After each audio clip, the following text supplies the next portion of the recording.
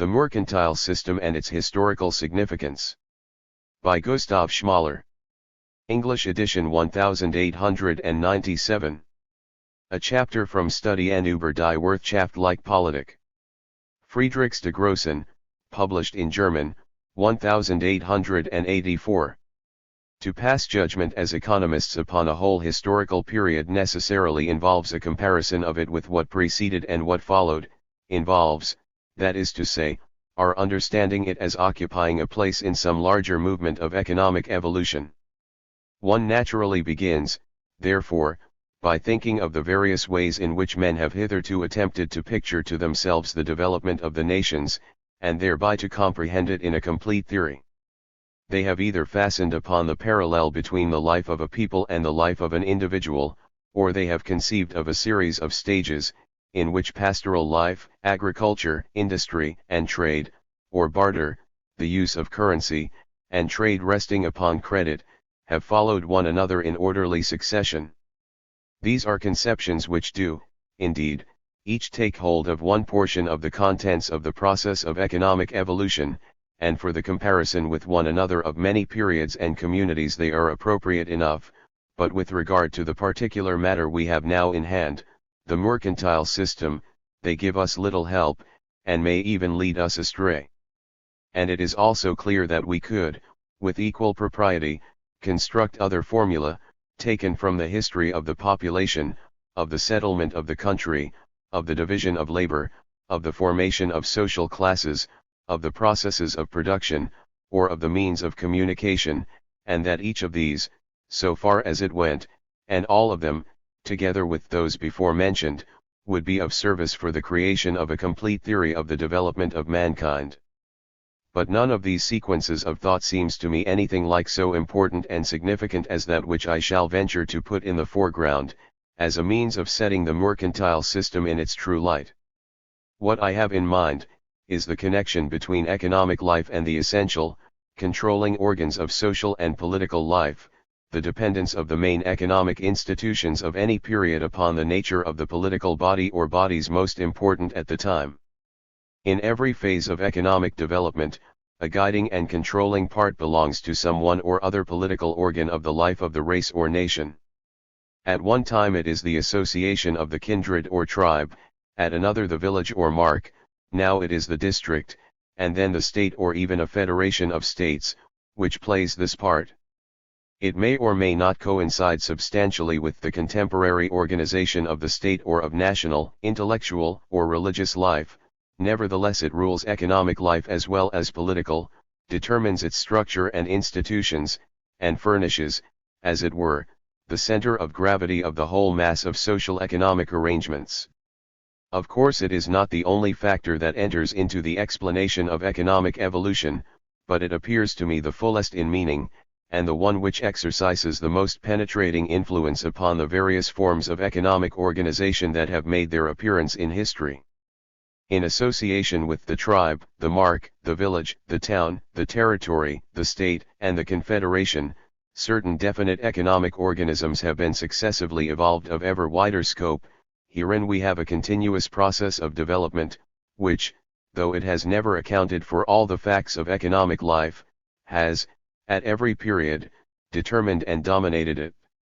Within the village, the town, the territory, and the state, the individual and the family have retained their independent and significant position. Division of labor, improvement of the currency, technical advance, have each pursued their course. The formation of social classes has gone on in particular directions, and yet economic conditions have, throughout, received their peculiar stamp from the prevalence at each period of a village economy, a town economy, a territorial economy, or a national economy, from the splitting asunder of the people into a number of village and town economies loosely held together, or from the rise of territorial or national bodies which have taken up into themselves and brought under their control the earlier economic organs. Political organisms and economic organisms are by no means necessarily conterminous, and yet the great and brilliant achievements of history, both political and economic, are wont to be accomplished at times when economic organization has rested on the same foundations as political power and order. The idea that economic life has ever been a process mainly dependent on individual action, an idea based on the impression that it is concerned merely with methods of satisfying individual needs, is mistaken with regard to all stages of human civilization, and in some respects it is more mistaken the further we go back. The most primitive tribe of hunters or shepherds maintains its existence only by means of an organization based on kinship, wherein union for purposes of defense, joint journeyings to summer and winter pastures, communistic acquisition for the benefit of the whole tribe, communistic guidance by the tribal prince, play the most important parts. The first settlement and occupation of the soil is never a matter for individuals, but for tribes and clans. Then, while the life of religion, of language, of war, and of politics remains common for wider circles, the center of gravity of economic life passes to the mark and the village. They become the bodies which for centuries rule the economic life of the mass of the people. The individual possesses, in the way of house and yard, garden, and fields, only what the mark or village community concedes to him, and under the conditions it allows. He uses the pasture and the wood, the fisheries and the hunting ground on such terms as the commune permits. He plows and reaps as the village community desires and ordains. It is hardly possible for him to come into closer intercourse with outsiders, for to remove any of the products, whatever they may be, derived directly or indirectly from the common land, is forbidden. To take wood from the common forest can only be allowed so long as no one exports wood or charcoal or tar. To turn out cattle at pleasure on the common pasture can only be recognized as a right when everyone is feeding his own cattle for his own use and not for strangers. To alienate land to a non-member of the community is forbidden, and, indeed, as a rule, all sorts of formalities are put in the way even of the free yardling who wishes to leave the village. The village is an economic and commercial system complete in itself, and closed against the outside world. Its old constitution has to be broken up by the creation of great states and by other forces, before another and higher development of economic life can make its appearance. As the village, so likewise does the town, and even more conspicuously, grow into an economic body, with a peculiar and vigorous life of its own, dominating every particular. To begin with, the choice of a locality, the laying out of the plan, the construction of roadways, of bridges, and of walls, then the paving of the streets, the bringing of water, and the setting up of lights, and, finally, the common arrangements which are necessary for the market, and which lead to common market houses, public scales, etc. These, together with the close juxtaposition of residences, and the higher forms of division of labor, of currency, and of credit, all create a mass of uniform, common institutions, and bring about an association of a far closer character than before. This necessarily makes itself felt both inside and outside the town. For centuries economic progress is bound up with the rise of the towns and the formation of civic institutions.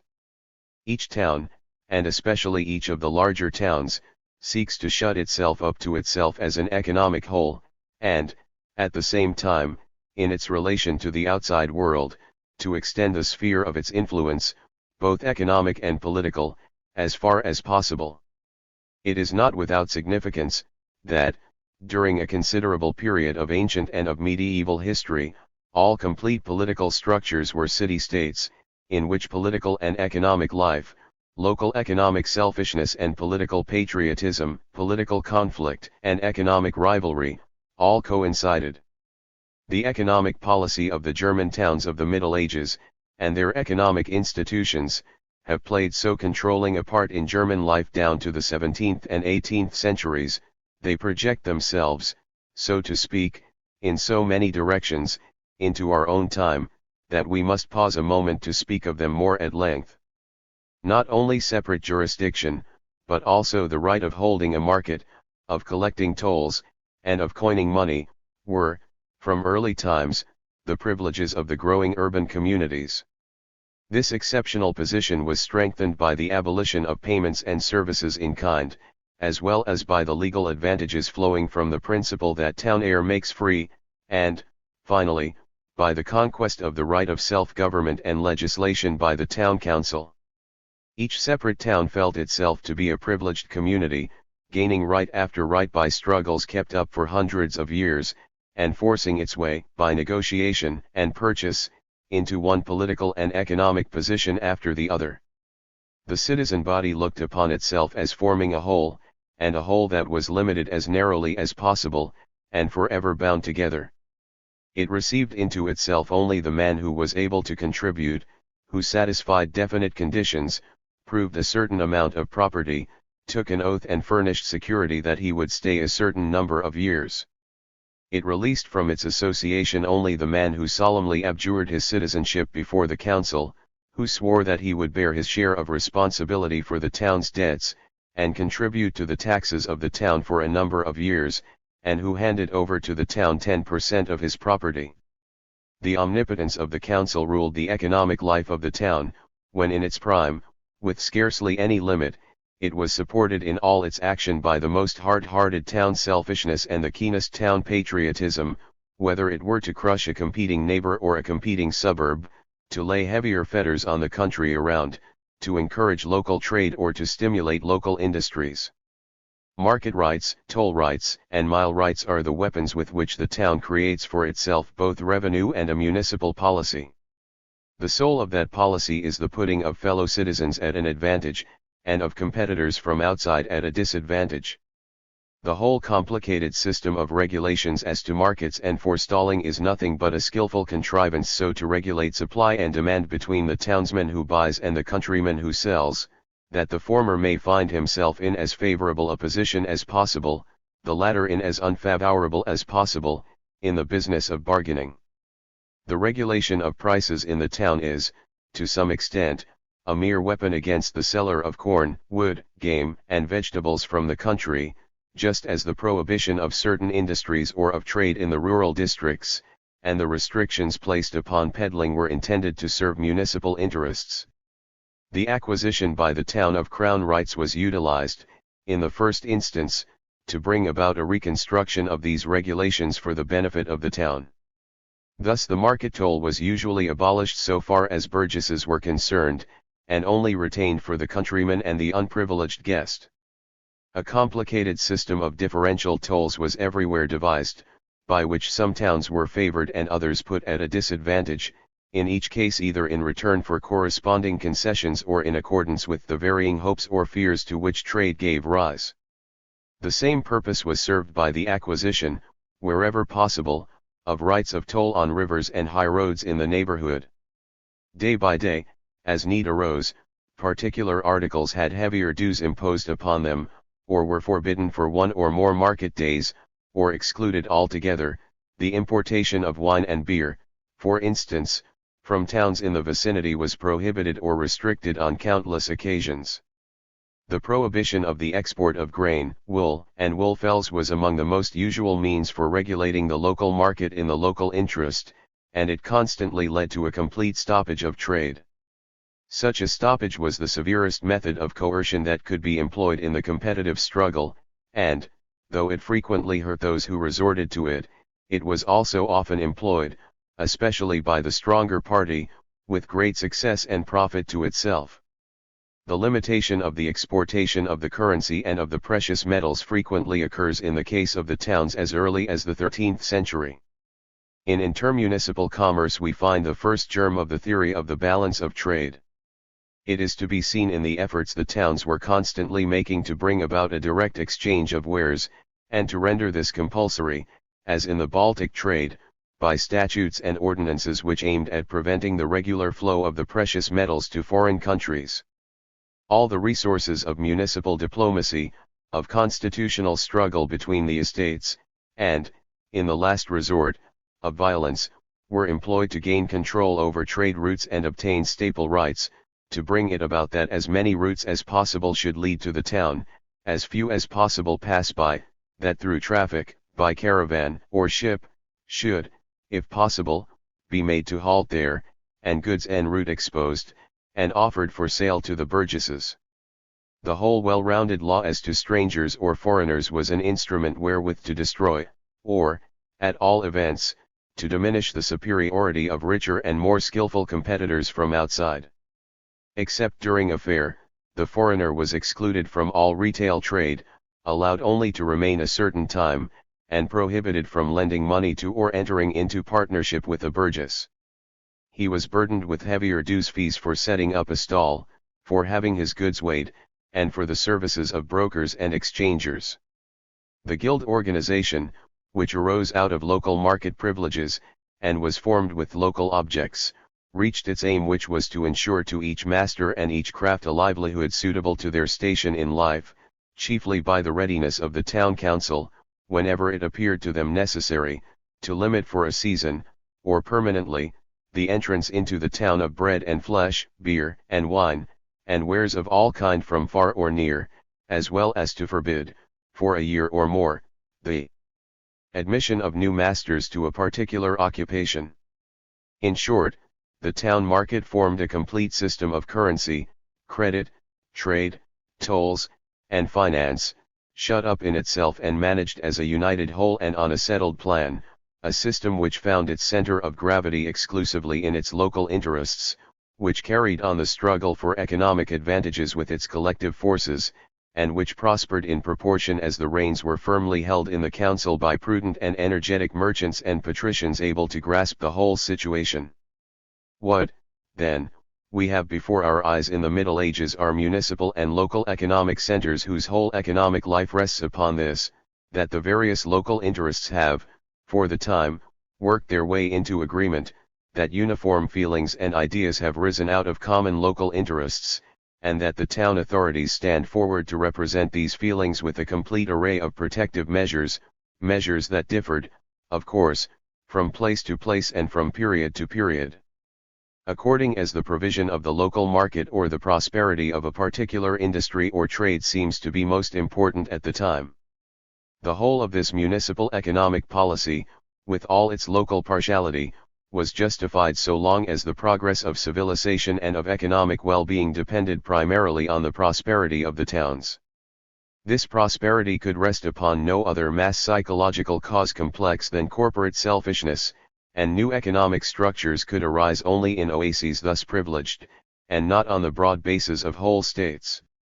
So long as this selfish feeling of community within comparatively narrow circles also brought about an energetic movement forward, it justified itself, in spite of a coarseness and violence which we today not only disapprove but even scarcely understand. Not until the system began to support an easy luxuriousness and sloth did it degenerate. It had then to be replaced by other mass psychological elements and processes, and by other social forms and organization. Some limitations were, doubtless, always imposed on communal selfishness by the legal and moral ties created by the common life of the Church, by the existence of the German Empire, and, so far as the rural districts were concerned, by the power of the territorial principalities, which early began to make their appearance. But in the earlier period these limitations were so lax, so meaningless, that they were scarcely regarded, so long as neither empire, church, nor territory had given birth to any economic life of its own or any powerful economic organization. With the transformation and enlargement of commerce, the growth of the spirit of union, and the consciousness of interests common to whole districts, with the augmented difficulties in the way of a proper organization of economic life on the basis merely of town and village interests, and the increasing hopelessness of victory over the anarchy of endless petty conflicts, efforts and tendencies everywhere made their appearance towards some larger grouping of economic forces. The town leagues, reaching over the heads of the princes and of the inhabitants of the rural districts, but still maintaining the old, selfish policy towards the country immediately around, aimed at satisfying certain farther-reaching interests and needs of trade, but such an attempt could not permanently succeed. The greater cities sought to widen themselves into territorial states by the acquisition of villages, estates, lordships, and country towns. In this the great Italian communes succeeded completely, certain Swiss towns and German imperial cities at least in part, some also of the more vigorous Dutch provinces, though they were not so originally, came to be hardly distinguishable from enlarged town territories. In Germany, however, it was, as a rule, the territorial princedom, founded on the primitive association of the tribe, and, resting on the corporate estates of communes and knights, which created the new political unit, a unit which had for its characteristic the association of town and country, the association of a large number of towns on one side, and, frequently, on the other side, of several hundred contiguous square miles of country subject to the same authority during the period from the 15th to the 18th century. These territories, in constant struggle with other institutions, grew not only into political but also into economic bodies. It was now the territorial organism that carried progress forward, and formed the vehicle of economic and political development.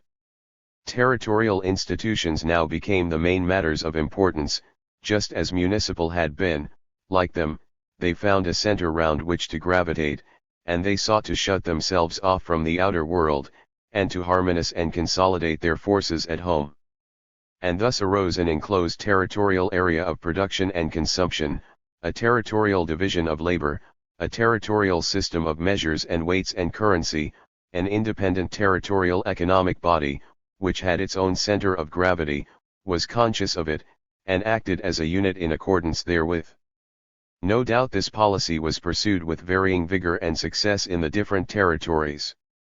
Where the impulse was given by a highly developed and all-powerful industrial or commercial town, as in the cases of Florence, Milan, and Venice, there we very early find an economic policy pursued with great success, a policy which rose out of the older municipal interests, and which performed wonders. The House of Luxembourg, in Bohemia, and the House of Burgundy, in Flanders and on the Lower Rhine, were, also, both of them able at an early period to guide their lands in the direction of a territorial policy on a large scale. But, in Germany, most of the princes were without the extensive dominions necessary for the purpose. In some places the towns, in other the knights, remained outside the new territorial commonweal. The most distinguished princes at the beginning of the 16th century, those of the Saxon house, were the lords of lands scattered in fragments all along the military thoroughfare of central Germany, from Hesse to Silesia, and, to make things worse, frequently partitioned these lands among the various branches of the family. And even what one of the Saxon princes happened to rule at any particular time was made up of a number of separate districts, geographically distinct. The situation of the other territories had much the same disadvantages. Yet grave as were these difficulties, and obstinate as was the conservative opposition of the older economic institutions, especially those of the towns, we cannot help seeing, in all directions, that the necessities of real life were relentlessly driving society toward the territorial organization. The old forms of loose combination characteristic of the Middle Ages, like the town leagues and alliances to maintain the public peace, the town toll system and staple, the town currency, the everlasting hostility of town and country, all the old medieval corporations, these became every day greater hindrances in the way of trade and economic progress. People had to get free from them and make their way to larger unities, to associations of districts, and to more far-sighted coalitions of interests, such as were to be found in the territorial assemblies and at the courts of the princes. The more completely the princely territories coincided with old boundaries and primitive tribal feelings, the stronger happened to be the system of parliamentary estates binding, first, towns together and nobles together, and then the whole municipal estate to the whole estate of the nobles. The more intelligent and forceful were the princes who guided the movement, with frugal and competent officials to help them, the quicker proceeded the process of economic assimilation. To be sure, it never ran its course without meeting with the bitterest opposition. What trouble the Hohenzollern princes in Brandenburg had before they subjected to themselves, even externally and in military matters, the nobles and towns of the land. The severance of the Brandenburg towns from the Hanseatic League and the abolition of their independent right of alliance were barely accomplished during the years 1448 to 1488. The towns did not, however, surrender the right to pursue an independent commercial policy till long after this. The very important treaties with regard to the Frankfurt staple were certainly afterwards confirmed by the princes concerned. But the initiative still came from the towns, and this independence was retained as late as the 30 Years' War, though in a lessened measure, and with increasing moderation and prudence in its exercise. Throughout the 16th century we find the princes of Brandenburg and their neighbors giving their attention more and more closely to matters of this kind. In the commercial controversies between Pomerania and Brandenburg, both the princely and the municipal authorities took part, although it was Frankfurt and Stettin that engaged in the trial before the imperial chamber. The treaties of mutual defense with towns in other territories like Lüneburg, which were made as late as the time of Joachim I of Brandenburg, seemed in the next period no longer suitable, since they aroused the distrust of the Lüneburg princes. As the maintenance of the public peace passed into the hands of the princes, to them, and not to the towns, it fell to negotiate with one another for its strict preservation, for instance, in the treaty between Brandenburg and Pomerania of July 29, 1479, and that between Brandenburg and Magdeburg of July 24, 1479. The negotiations for commercial treaties, as well as the signature of the treaties themselves, between Brandenburg and Poland in 1514, 1524-27, 1534, and 1618, were the work of the princes and not of the towns. At the congresses to deal with the navigation of the Elbe and Oder in the 16th century, some of the ambassadors came from Frankfurt, but it was those sent by the elector who led the discussion. The treaty with the common merchant about transit through the Mark of Brandenburg was made by Joachim I, and not by the Brandenburg towns. In short, the representation of the country in the way of commercial policy passed over, slowly but surely, from the towns to the princely government. And if, in spite of this, the impression spread, about 1600, that all the trade of the country was coming to grief, the explanation is not to be found in this transference, but in the fact that the prince's policy was too feebly pursued, and that he was really at a disadvantage in dealing with Saxony, Silesia, Magdeburg, Hamburg, and Poland. While thus the authority of the territorial prince, the jus territorii et superioritatis, received a new meaning in relation to the representation of economic interests towards the world outside, it is a still more important fact that, within the country itself, the territorial government pushed on energetically, by means of resolutions of the estates and ordinances of the prince, towards the creation of new law. It was not as if there had not already been, here and there, a territorial law. In the land of the Teutonic Order the Handfest of Culm had been in existence since 1233, in the Principality of Breslau, the law of the country since 1346. But local law was everywhere the stronger. Not till the 15th and 16th centuries did the judicial decrees of the courts of the princes of the land, the so-called laws of the land, the state ordinances, the territorial police regulations, and so on, begin their victorious career. An indisputable need shewed itself for a new law, dealing with civil and criminal matters, succession and procedure, and common to the whole country. Out of the exercise of the princely regalia sprang ordinances for the forests, for hunting, for fishing, for mining, for the use of streams, for navigation, and for the construction of dikes, ordinances which were applicable to the whole country, and supplied its economic life with uniform rules. The new life of the press, of the Reformed faith, of the newly instituted schools, and of the system of poor relief, received, not a local, but a territorial organization, by means of a legislation which soon began to penetrate pretty far into matters of detail. No less need for territorial legislation was seen in regard to trade and industry, weights and measures, currency and highways, markets and fairs.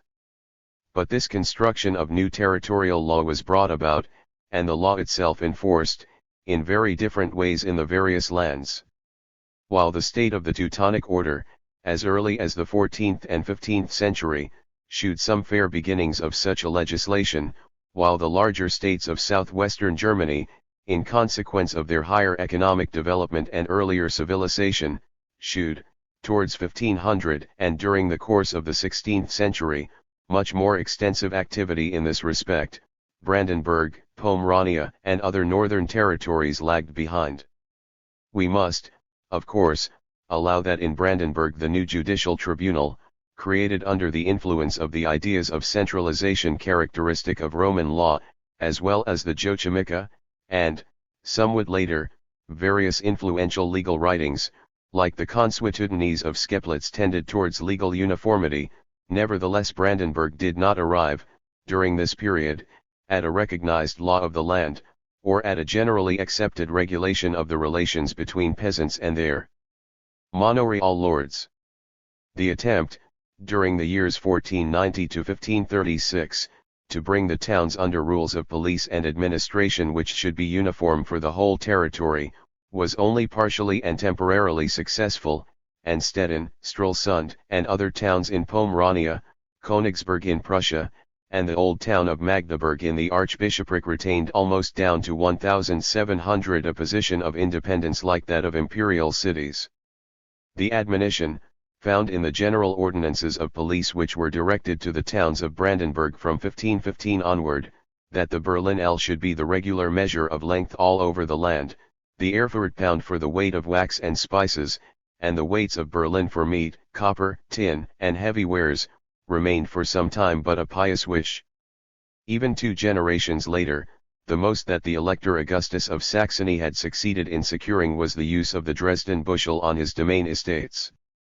While, for instance, in Württemberg the so-called ordinances of the land in rapid succession, from 1495 onward, had, with ever-widening scope, brought the economic activity of the country within their regulating lines, so that a whole series of the most important crafts were subjected to ordinances common to the whole duchy even before the 30 Years' War, and thus the whole land had already obtained an economic unity. We find in Brandenburg, during this period, only 1 or 2 quite isolated guild statutes issued by the princes that were not of a purely local nature, such as that for the weavers of the new mark, that for the linen weavers of the whole mark, and that, about 1,580, for the skinners and linen weavers of a number of towns together. The only evidence of any tendency towards territorial unity is to be found in the circumstances that, from 1480 onward, it was usual to seek the confirmation of the prince, as well as of the town council, for the statutes of every local guild, and that from about 1580 the prince's chancery began gradually to add to the confirmation a clause as to the power of revocation. This, however, was not the regular practice till after 1640, and it was not till 1690 to 1695 that the right was actually made use of. The practice of granting to the several artisan associations charters drawn up in identical terms dates from 1731. Like the separate local guild privileges, the local town privileges still maintained themselves unimpaired. The most that could be gained by the electoral government was, that the burgesses of other Brandenburg towns should be treated a little better than men from Stettin or Breslau. It needed an ordinance of the prince in 1443 to open the Frankfurt leather fair to the Berlin shoemakers, and the elector added, apologetically, that this should not prejudice the claims of the shoemakers of other towns who had not yet frequented the Frankfurt fair. The surrender of inheritances by one town of the mark to another, without the enormous withdrawal charges hitherto made, was the gradual result of treaties between the towns themselves. As late as 1481 the men of Spandau introduced a high withdrawal tax, in order to prevent their rich men from trying to get burgess rights in Berlin and transferring themselves thither. Thus the question at issue was not, at the outset, whether the various town privileges should be blended in one body of rights enjoyed equally by every citizen of the territory, but simply whether the princely government should secure a moderate increase of its power as against each particular town. Efforts in this direction are to be seen in the approval by the prince of the town councillors, the inquiries into their administration, beginning about 1600, and the practice of granting special privileges and concessions. This last had gained a firm foothold from about 1500, and in some respects it prepared the way for, and helped to create, that right of issuing general ordinances which was recognized as belonging to the prince in the 17th and 18th centuries. The charters of privilege with regard to markets and mills, apothecaries, printers, copper hammers, paper mills, and the like, the concessions made to persons establishing industries in connection with their estates, the personal permits issued to individual artisans and dealers of all sorts, allowing them to carry on their business without being members of a guild. These were all mere inroads by the prince into the exclusive town economy, and yet, if they were only numerous enough, they necessarily made the territorial authority, rather than the town council, the chosen guide of the people in its economic life. But the princely power not only obtained an increase of its influence in these individual cases, it had the same experience more widely, in its character of mediator and peacemaker. Abundant opportunity was presented for its intervention by the conflicts between town and country, which were especially bitter in the northeast of Germany. The old regulation of the town market, the mile right, the prohibition of industry in the country, the obligation imposed, if possible, by every town upon the people of the vicinity to carry thither all their produce and buy there all they needed, all this gave frequent occasion for intervention.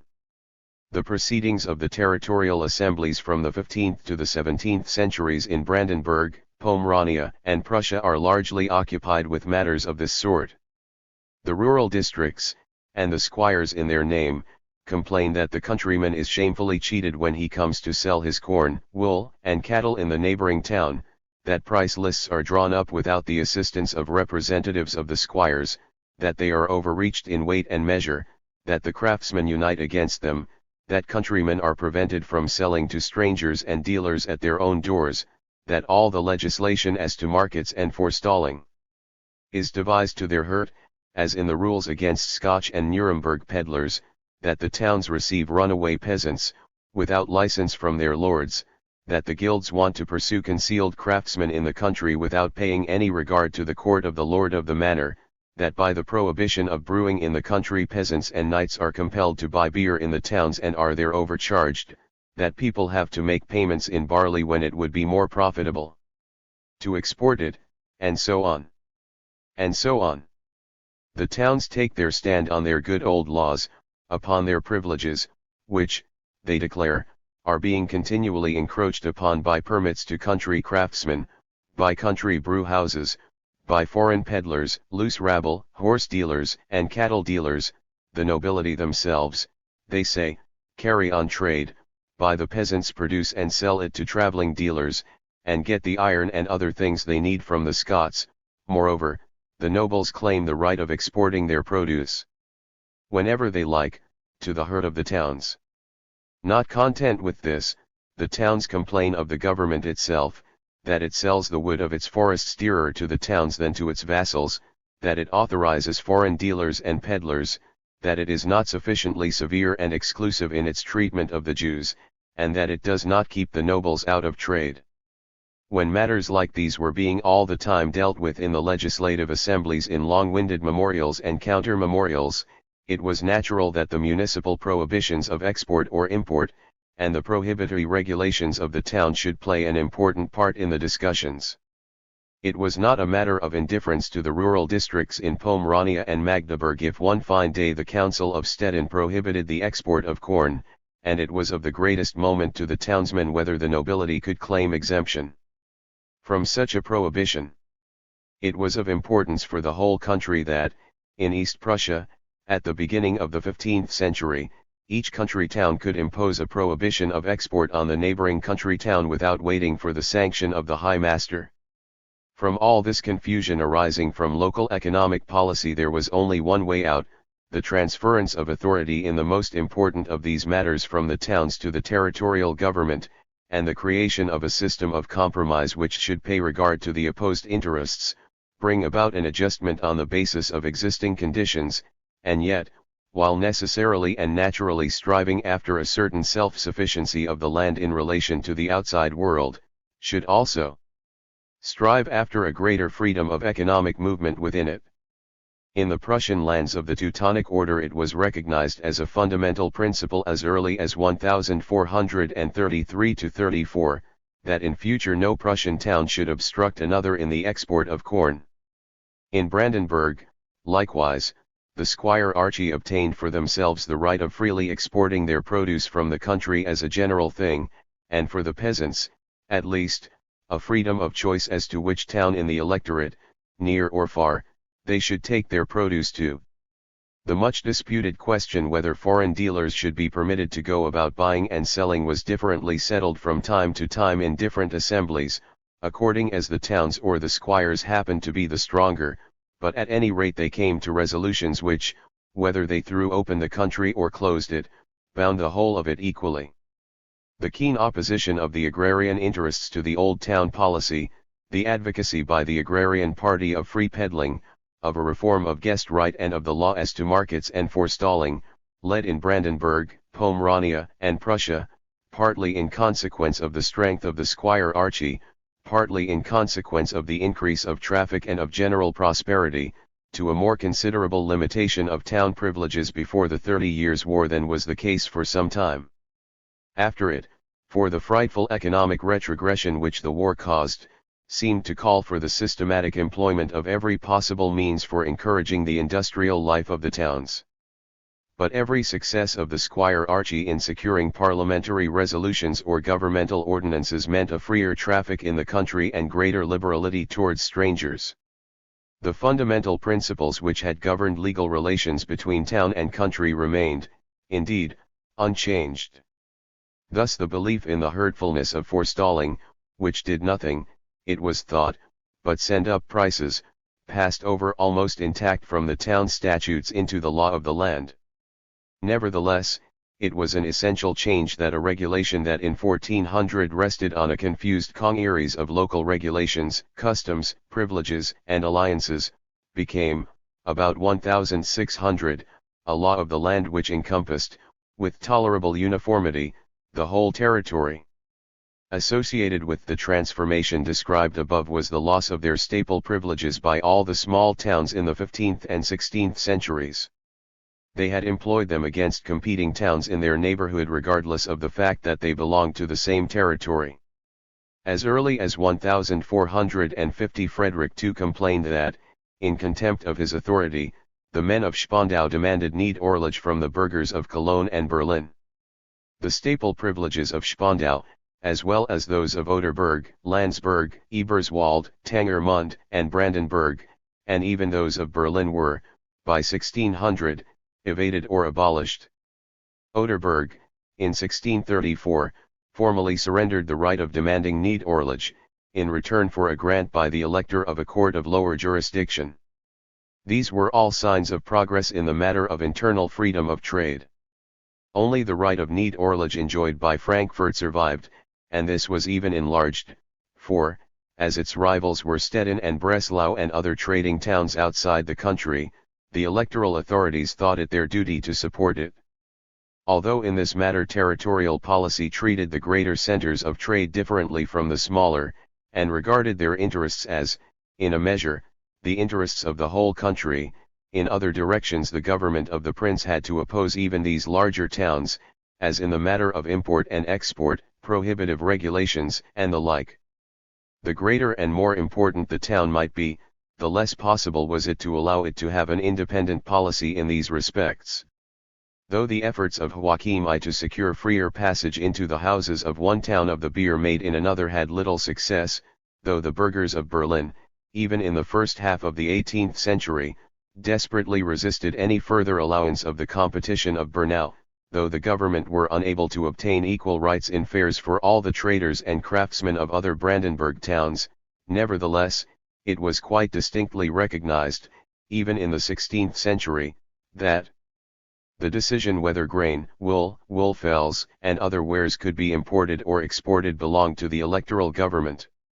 In the neighboring territories, on the contrary, especially in Pomerania and the Archbishopric of Magdeburg, we see the governments waging a long contest over the question whether the chief towns, Stettin and Magdeburg, or the government of the country, or both together, had the right to prohibit trade in corn. Such a prohibition was issued by the town of Brunswick in the 16th century quite independently, and, indeed, very frequently. In Pomerania the struggle was ended in 1534-5 by arbitration. If the Stettin Council wished to forbid export they must do so before Shrove Tuesday. The Duke retained the right both of suspending the prohibition altogether and of allowing exceptions. In the Archbishopric of Magdeburg we find, in the time of the Elector Albert, that sometimes the town requested the government, and sometimes the government requested the town, to forbid export, and that there was an attempt to arrive at joint action by joint deliberation, yet, as early as 1538, the archiepiscopal governor after a bad harvest imposed a duty of 1/4 gulden per wisple on the export of corn to last until next Midsummer's Day, so as to keep a sufficient supply in the country and yet not altogether prevent the peasant from making a livelihood. Under the succeeding Brandenburg administrators of the archbishopric, the right of the government to prohibit export in times of scarcity was as undoubted as in most of their other territories. In Brandenburg the following rules were established during the course of the 16th century. In winter, from Martinmas to the Feast of the Purification no exportation should take place. Scheplitz connects this with the cessation of navigation during the winter, the universal custom in earlier times. Moreover, the peasants were never to export, only the squires, the prelates, and the towns. In time of dearth the elector had the right of embargo, but exceptions were allowed, as, for instance, to the towns of Seehausen, Werben, and Osterburg in the Old Mark, both on account of their position on the frontier as well as because they had paid a considerable sum for the privilege. The Margrave John granted to the Frankfurters, in 1549, a similar privilege with regard to his uppunnage, the New Mark. The through transport of corn not produced in the Mark was allowed at any time upon the production of certificates of origin, and the Frankfurters were permitted at any time to export barley in the form of malt, even if it came from the country itself. While thus corn exporting territories, like Pomerania, Magdeburg, and Brandenburg, had constant recourse to prohibitions of export, though they were temporary only, these prohibitions rested on the idea of the territorial harmonizing of production and consumption, and, when the needs were different, recourse was had without hesitation to an even more stringent and, in the last resort, permanent prohibition, as Pohlmann has described in the case of Florence, and Myastkowski for the Swiss cantons. The Netherlands prohibited the export not only of native horses, weapons, and war material, but also of native corn, gold, silver, quicksilver, copper, and brass. In Brandenburg, also, hops were much more often compulsorily kept back than corn. Everywhere the prohibition of the export of leather and cattle played a great part. It was always the same conception that was involved. The resources of the land were thought of as a whole, which ought, first of all, to serve the needs of the country. They ought not to enrich a few individuals, but serve the home producer and the home consumer at a fair price. The regulations hitherto employed for this end by the towns were now transferred to the territories. As hitherto the town had laid an embargo, so now the territory, as the town had, at times, prohibited the import of foreign beer and wine and manufactured articles, so now the territory, as the town had hitherto maintained an elaborate system of differential tolls, so now the districts and territories set out upon a similar course. Bern threatened its Oberland with an embargo on corn and salt, if it did not bring all its butter to Bern. As Nuremberg forced to its own market all the cattle that came within a circuit of 10 miles, as Ulm did not allow a single head of cattle fed on the common pasture to leave its territory, so Florence secured for itself all the cattle sold from the subject districts without permitting their return, and exacted sureties from the owners of the great flocks driven to the Maremma that they would bring them back within the state boundaries a third larger. In the Duchy of Milan, an official permission was necessary even for the transport of grain from place to place, so that the country might remain sure of its food. This transition from municipal to territorial policy in Germany is most clearly shown in the matter of the raw material for its most important industry, to wit wool. When the crisis began for the German cloth manufacture, as foreign competition became more and more serious, as the local industry, which was carried on everywhere, began to decay and its place to be taken by a more concentrated business confined to places peculiarly well suited for cloth making, the towns tried at first to render the export of wool difficult or to regulate it for the benefit of the home industry. The impracticability of such a local policy soon shewed itself. Thereupon the empire itself made a fruitless attempt to prohibit the export of wool, but soon abandoned the matter to the larger territories. Württemberg, Bavaria, Hesse, Saxony, and Brandenburg then tried by repeated laws and ordinances to hinder export for the benefit of the home producer, and not only that, even the importation of cloth was partially forbidden. The wool trade and soon afterwards the cloth industry of the whole country received a territorial organization.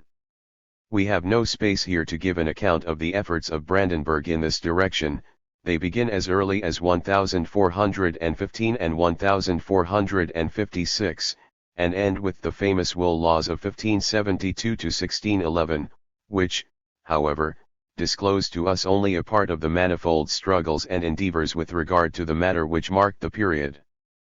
Behind all the efforts I have described lay the conception that the territorial trade, the territorial industry, and the territorial market formed a united whole.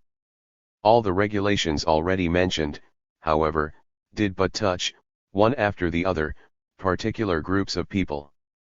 The currency system, on the other hand, touched the whole body of the prince's subjects.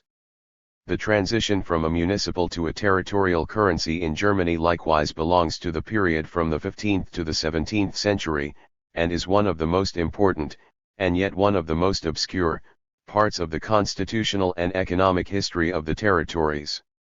The course of the development, as it appears to me, after the extensive, but by no means complete, study I have made of it, I may briefly sketch as follows. With the imperial right of currency and a uniform imperial standard for its theoretic basis, there had, as a matter of fact, grown up in the course of the 12th, 13th, and 14th centuries a system of altogether local currencies.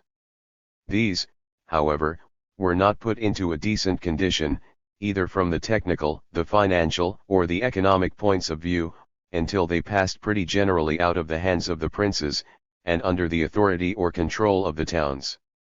It was the towns and their markets that needed most urgently a well-regulated and stable currency. It was who got rid of the ceaseless depreciation that had hitherto been common. To them was due the perpetual penny, in Brandenburg, among other places, for there, also, the currency passed over to the towns. It was the town money, that of Lübeck, Brunswick, Erfurt, Nuremberg, Halle, and other places, that was, for the time, the most satisfactory. The towns were rich enough to coin abundantly, and were intelligent enough to understand the evil results of a badly managed currency, and the harm that flows from fiscal trickery. But this whole movement could last only as long as traffic was mainly local, and also scanty. The penny is only taken where it is struck was a legal proverb in the Middle Ages. All strange coins, even those from the nearest town, had to be taken to the exchanger or Hausgenasi, who sat at his table in front of the mint, and there exchanged them for new coins of the place. But this rule became hardly practicable in the 14th century and quite impracticable in the 15th. Every little currency area was flooded with cheaper pennies by its neighbors, whenever they could manage it. The disadvantages of localization began to surpass the advantages of a municipal currency. Even the towns themselves entered upon a disgraceful competition as to which should debase the coinage most. Then followed numberless currency treaties between various towns and princes. Foreign coins of better quality, like the Italian and Hungarian gulden and the Bohemian groschen, forced their way in, and came to be treated as a kind of universal currency as contrasted with the changing and usually bad small coins of each particular place. The German kings and emperors did indeed seek to create some sort of uniformity of currency. At any rate in the southwest, the gulden was regarded as an imperial coin. The imperial currency ordinance of 1521 was a plan pressed upon the Council of Regency by the mint officials of Western Germany. But in spite of later imperial ordinances, and the attempt to exercise control over the currency of the several estates by means of the circles, the empire was unable to bring about a real unity. Here, also, the victory belonged to the territories. The powerful and energetic territorial governments were able, step by step, to deprive the towns of their rights of coinage, to make the mint masters once more the officials of the prince of the land, and to introduce a uniform system for at least a few hundred square miles. Upon the extent to which they succeeded depended in large measure the trade and prosperity of the several lands in the 16th century. Those princes who happened to possess rich silver mines, like the Saxon rulers, had the easiest task, and they naturally showed most antipathy towards the attempts to bring about a uniform currency for the empire or the several circles. The Hohenzollern princes seem to have resumed the right of coinage, and to have coined for themselves in the Mark of Brandenburg, at any rate from 1480 or 1490 onward, while in the lands of the Teutonic Order the towns had never completely and permanently secured the right. It is mentioned as an exception in the case of Berlin, that it struck some small coins on its own account from 1540 to 1542, and again, but for the last time, in 1621. In Pomerania, Boleslaw disputed the privilege of Stralsund in 1504, and towards 1560 the town had lost the right. Stettin, in 1530, had to recognize that, even in the time of the father of the duke then ruling, the prince had refused, for weighty reasons, to allow the town to have its own currency. The decisive thing was the exercise of the princely right of coinage by the territorial governments themselves.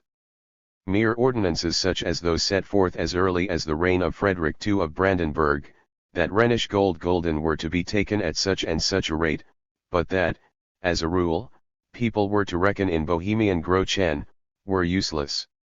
The essential matter was to replace municipal and foreign coins by those of the prince in sufficient quantity.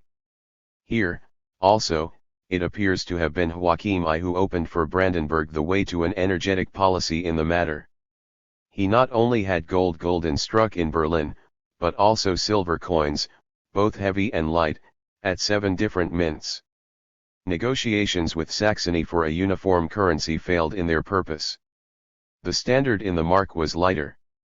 The Brandenburg currency edict of 1556 did, indeed, create a new coinage with new subdivisions, which harmonized with the imperial currency. But the idea of a separate territorial currency system was still dominant and so remained. Only certain foreign coins were admitted, and these only at the value set upon them by the territorial authority. The other territorial and town coins were forbidden. It was from time to time strictly ordered that the coins that had been recently forbidden should be disused at a certain date, and exchanged at the mint. The prohibition of export plays a smaller part in Brandenburg than in Saxony, probably because, as the coins were lighter, there was less temptation to send them out of the land. But penalties were frequently threatened against Jews and Scots who bought up the old silver and exported it. The earlier universal practice of the towns, with regard to the prohibition of foreign currency, or the exportation of their own, the right of preempting old gold and silver, and similar regulations, was now, naturally enough, copied by the territorial governments.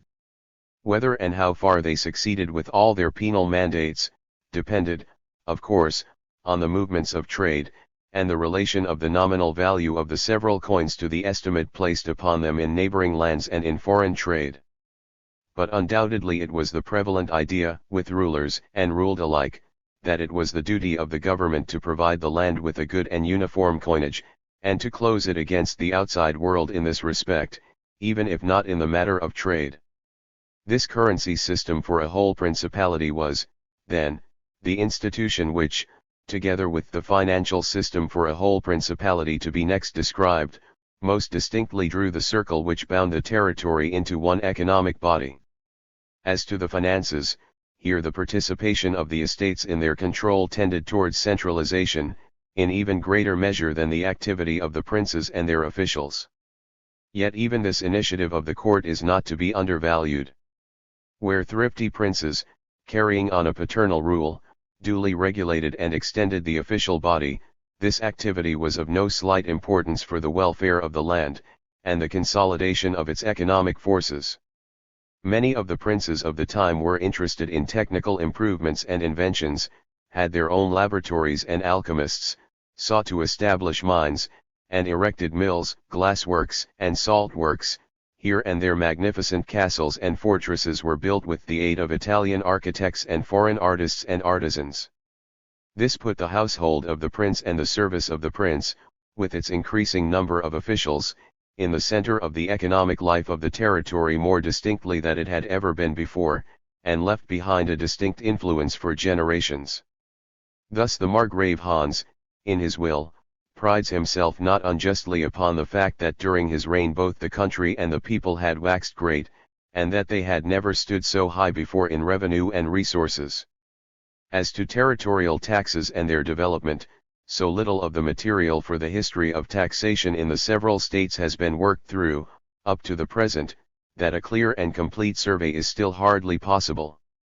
Nevertheless, this much is already clear, that the construction of municipal systems of taxation, which belongs to the period from the 13th to the 15th century, was followed by a period wherein territorial systems were constructed, that the protracted struggles by which a system of direct and indirect territorial taxes was created belong chiefly to the period from the 15th to the 17th century, that these new systems in part abolished, in part profoundly modified, the old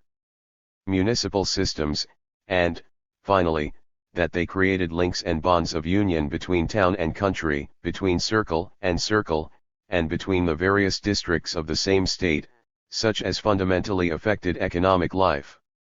To begin with, it could not fail to exert a very great influence, that the estates met together in periodical assemblies, that they became accustomed, in granting the taxes, to look upon the country and its well-being as a whole, and to distribute, alter, or create taxes with that in their minds. The same must be said of the inspection of the whole land by commissioners of the estates, for the purpose of preparing an assessment which should deal with property everywhere on common principles. And, finally, it is significant that in the great struggle for freedom of taxation, regard was paid to all other contributions by the privileged classes, in person or in purse, to the needs of the country. In no other field of political life was the principle so often invoked that the subjects were to regard themselves as membra unius capitis, as in relation to taxation and to the other contributions demanded from subjects in natura. In the towns the development would seem to have followed some such course as this, that the 13th century was mainly marked by the devising of the direct property tax, that thereupon in the beginning of the 14th century Umgelder and other indirect taxes came to the front, once more to be rivaled, during the course of the 14th century, by the increased prominence of the property tax. Much the same, I cannot help thinking, must have been the line of territorial development. To the 14th and 15th centuries belongs the struggle for the definite establishment of the Landbedden, the Landschass, and other property taxes, based on yard lands, number of cattle, house lots, and property valuation. These were constantly being tried in a rough and ready way in imitation of the older town taxes, without any great result. Fixed and regular contributions, paid annually but a very small amount, appear side by side with heavier subsidies granted every 2 or 3 years or so, for some particular time of stress or war. To the century, next, from 1470 to 1570, belongs the attempt to create a system of indirect taxes for the territory, and this necessarily led to a conflict with the indirect taxes of the towns and the trade policy based upon it. The prince's monopoly of salt, involving as it did a shutting up of the country against the outside world, together with the beer tax, the excise on wine, and the various tolls occupied the foreground. Of the changes in the system of tolls, particularly in Brandenburg, I have given an account in another place, and I have tried to shew how the older system, which had become municipal and feudal, gave way entirely before the new territorial system during the period from 1470 to 1600. This latter did, indeed, become more and more purely fiscal in its character, especially in the gloomy years 1600 to 1640, yet it continued in some measure to be affected by economic considerations. Of equal importance for Brandenburg was the introduction of the beer tax, which from 1549 constituted the center round which revolved the whole administration by the estates of the territorial debt.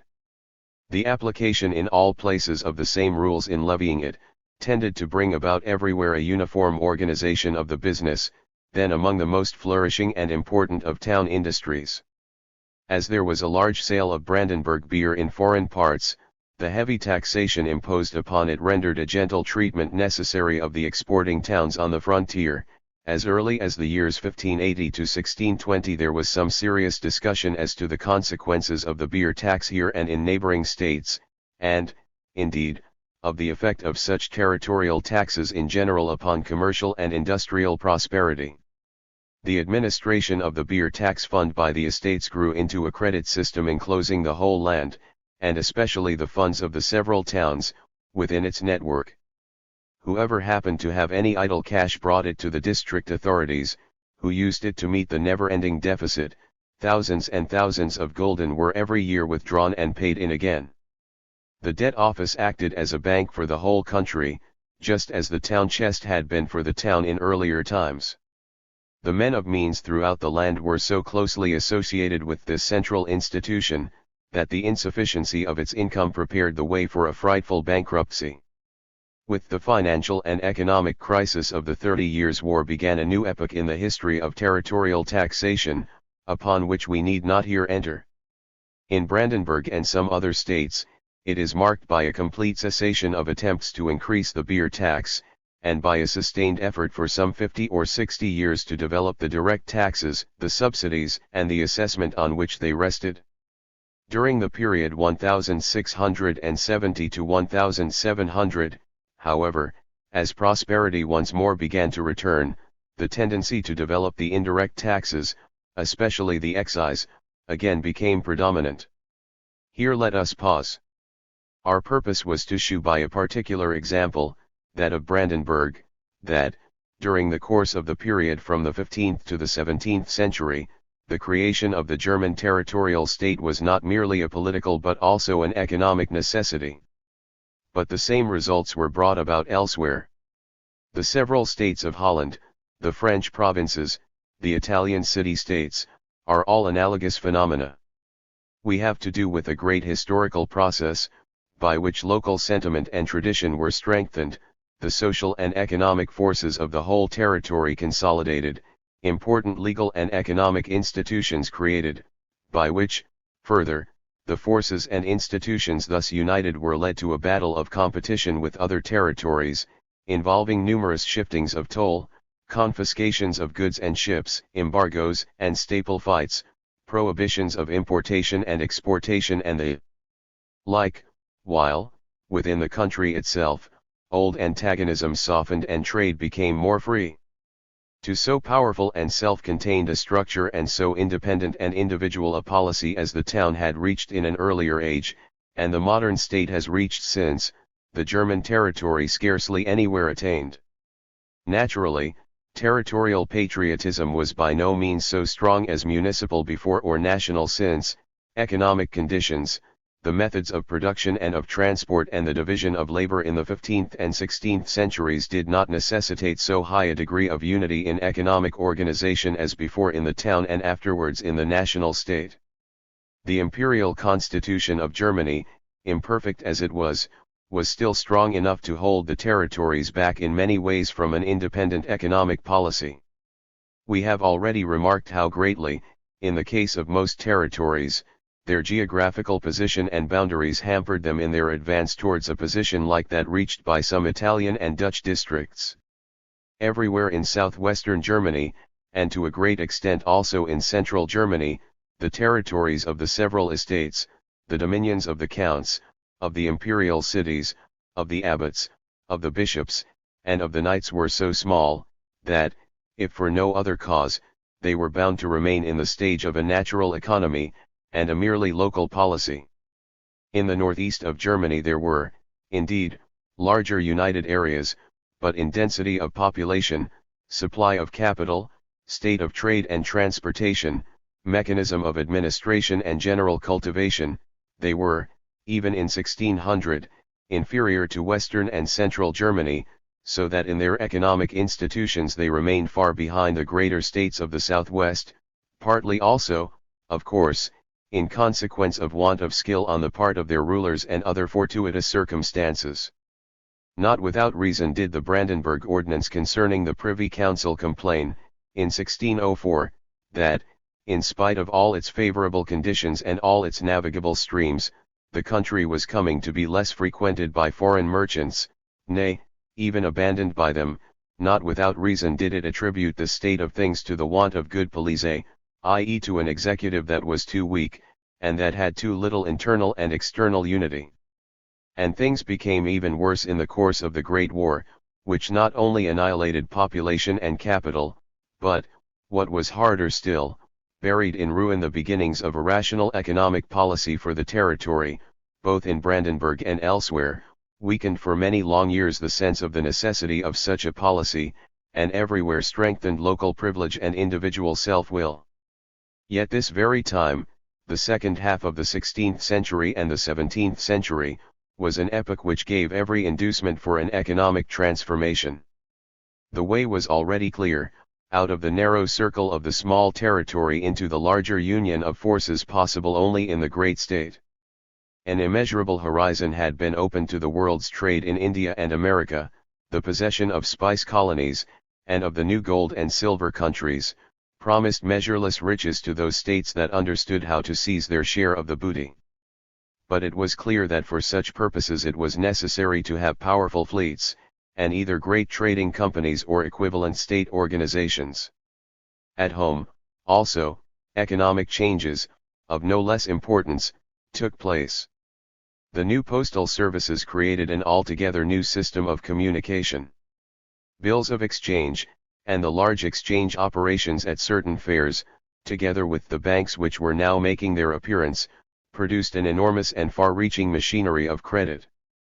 The rise of the press gave birth to a new kind of public opinion, and to a crowd of newspapers which cooperated with the postal service in transforming the means of communication.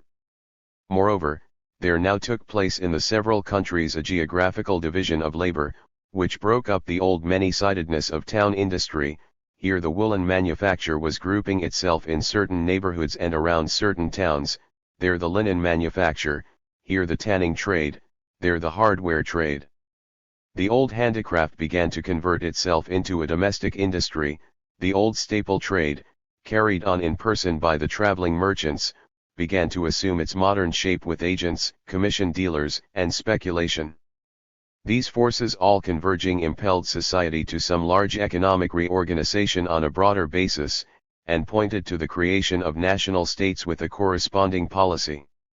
Germany itself had made a brilliant start in many respects, in the matter of traffic, of manufacturing processes and division of labor, and even in its foreign trade, but neither its imperial or Hanseatic cities, nor, as a rule, its territorial states, were capable of making the most of it. Still less did the imperial power know how to set about the great task of the economic consolidation of the empire which was now so urgently called for. In the 16th century it was exclusively occupied in the maintenance of the religious peace, in the 17th century it was altogether subservient to the Austrian and Catholic policy of the Habsburg dynasty. England's cloths were flooding the German market. Sweden and Denmark were organizing themselves as maritime and commercial powers. Spain, Portugal, and Holland divided the colonial trade between themselves. Everywhere, save in Germany, economic bodies were stretching out and becoming political. Everywhere new state systems of economy and finance were arising, able to meet the new needs of the time. Only in our fatherland did the old economic institutions become so petrified as to lose all life. Only in Germany were the foreign trade, the manufacturing skill, the supply of capital, the good economic usages, connections, and traditions, which the country had possessed up to I-62, more and more completely lost. And it was not simply the external loss in men and capital which brought about this retrogression of Germany, during a period of more than 1 century, in comparison with the powers of the West. It was not even the transference of the world's trading routes from the Mediterranean to the ocean that was of most consequence. It was the lack of politico-economic organization, the lack of consolidation in its forces. What, to each in its time, gave riches and superiority first to Milan, Venice, Florence, and Genoa, then, later, to Spain and Portugal, and now to Holland, France, and England, and, to some extent, to Denmark and Sweden, was a state policy in economic matters, as superior to the territorial as that had been to the municipal. Those states began to weave the great economic improvements of the time into their political institutions and policy, and to bring about an intimate relation between the one and the other. States arose, forming united, and therefore strong and wealthy, economic bodies, quite different from earlier conditions. In these, quite unlike earlier times, the state organization assisted the national economy and this the state policy, and, quite unlike earlier times too, public finance served as the bond of union between political and economic life.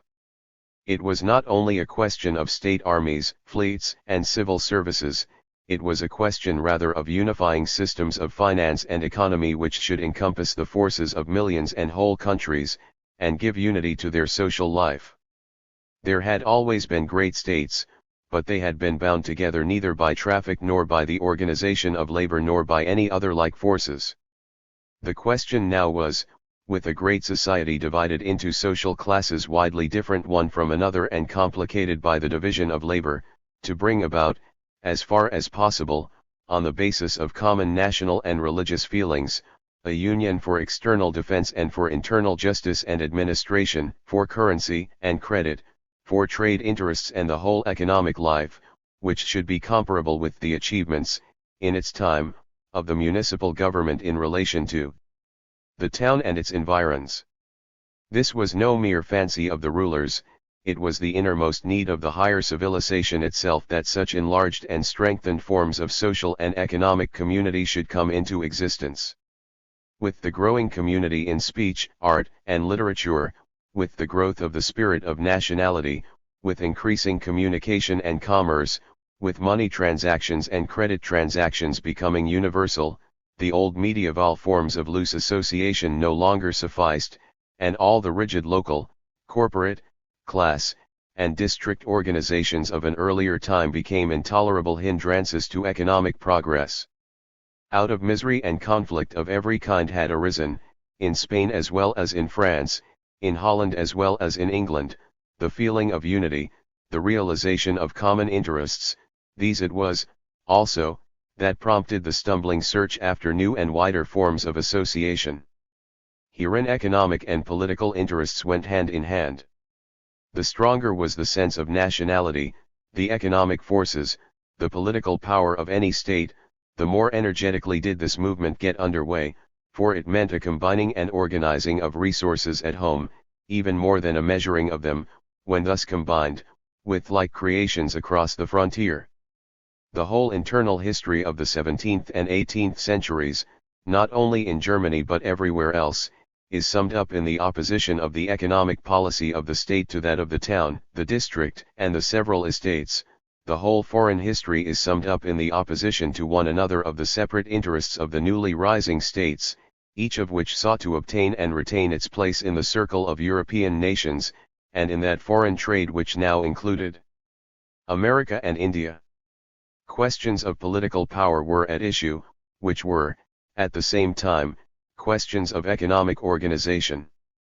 What was at stake was the creation of real political economies as unified organisms, the center of which should be, not merely a state policy reaching out in all directions, but rather the living heartbeat of a united sentiment. Only he who thus conceives of mercantilism will understand it. In its innermost kernel it is nothing but state-making, not state-making in a narrow sense, but state-making and national economy-making at the same time, state-making in the modern sense, which creates out of the political community an economic community, and so gives it a heightened meaning. The essence of the system lies not in some doctrine of money, or of the balance of trade, not in tariff barriers, protective duties, or navigation laws, but in something far greater, namely, in the total transformation of society and its organization, as well as of the state and its institutions, in the replacing of a local and territorial economic policy by that of the national state. With this accords the fact recently pointed out with regard to the literary history of the movement, that what is peculiar to all the mercantilist writers is not so much the regulations of trade which they propose for the increase of the precious metals as the stress they lay on the active circulation of money, especially within the state itself.